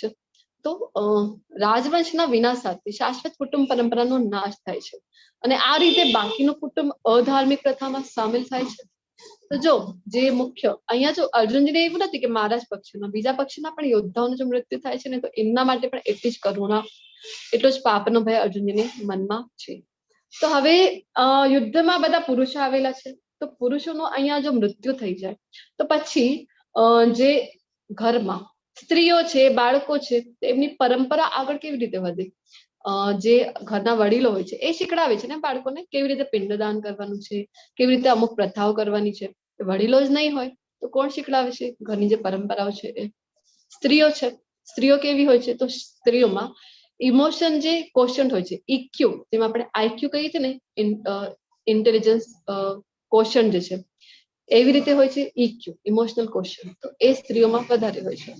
તો સ્ત્રીઓ જો ઘરમાં હોય તો એમનું જે ઇમોશનલ જે કોશન્ટ વધારે છે, જેના લીધે શું થાય છે? તો જલ્દીથી કોઈના ઉપર પણ વિશ્વાસ કરી લે છે. તો આ વાતનો લાભ છે એ જે વિધર્મીઓ છે એ લઈ લે છે અને પછી શું થાય? તો વર્ણશંકર પ્રજાનું ઉત્પત્તિ થશે. તો આવી રીતે કૌટુંબિક પરંપરાનો નાશ થશે. તો અર્જુનજી એના માટે પણ ના પાડે છે યુદ્ધ કરવા. અને પાંચમું કારણ જે આપણે વાત કરી આવતીકાલના 2.6 નંબરના શ્લોકમાં જે જણાવવાના છે કે ખબર જ નથી પડતી, કન્ફ્યુઝન છે કે શું સારું છે મારી માટે અને શું સારું નથી. એ મને જીતી જાય, અમને જીતી લે એ વધારે સારું ગણાય કે અમે એમને જીતીએ એ વધારે સારું ગણાય? તો ખબર પડતી નથી, અનિર્ણાયકતા. તો આ 5 કારણ છે જે અર્જુનજી આપે છે યુદ્ધ ન કરવાના. આ તમે નોટ ડાઉન કરીને રાખો. આવતીકાલના અધ્યાયની શરૂઆત અહીંયાથી જ કરવાના છે. 5 કારણો હું તમને પૂછવાની છું, કયા કયા છે જે અર્જુનજી આપે છે યુદ્ધ ન કરવાના. આની સાથે આપણું જે પહેલું અધ્યાય છે એ પૂર્ણ થાય છે. તમે બધાએ ખૂબ ધૈર્યપૂર્વક આવતા અધ્યાયમાં જોઈશું કે આ જે ધૈર્ય છે ને જે તમે ટકાવી રાખ્યું છે અત્યાર સુધીમાં, આવતા અધ્યાયમાં પણ બનાવી રાખજો. દૈવી ગુણ છે તમારા બધામાં, જેના કારણે તમે અહીંયા મને અત્યાર સુધી શાંતિથી ધૈર્યથી સાંભળી રહ્યા છો. ખૂબ ખૂબ આભાર. વાંછા કલ્પતરુભ્યશ્ચ કૃપા સિંધુભ્ય એવ ચ પતિતાનાં પાવનેભ્યો વૈષ્ણવેભ્યો નમો નમઃ. હરે કૃષ્ણ.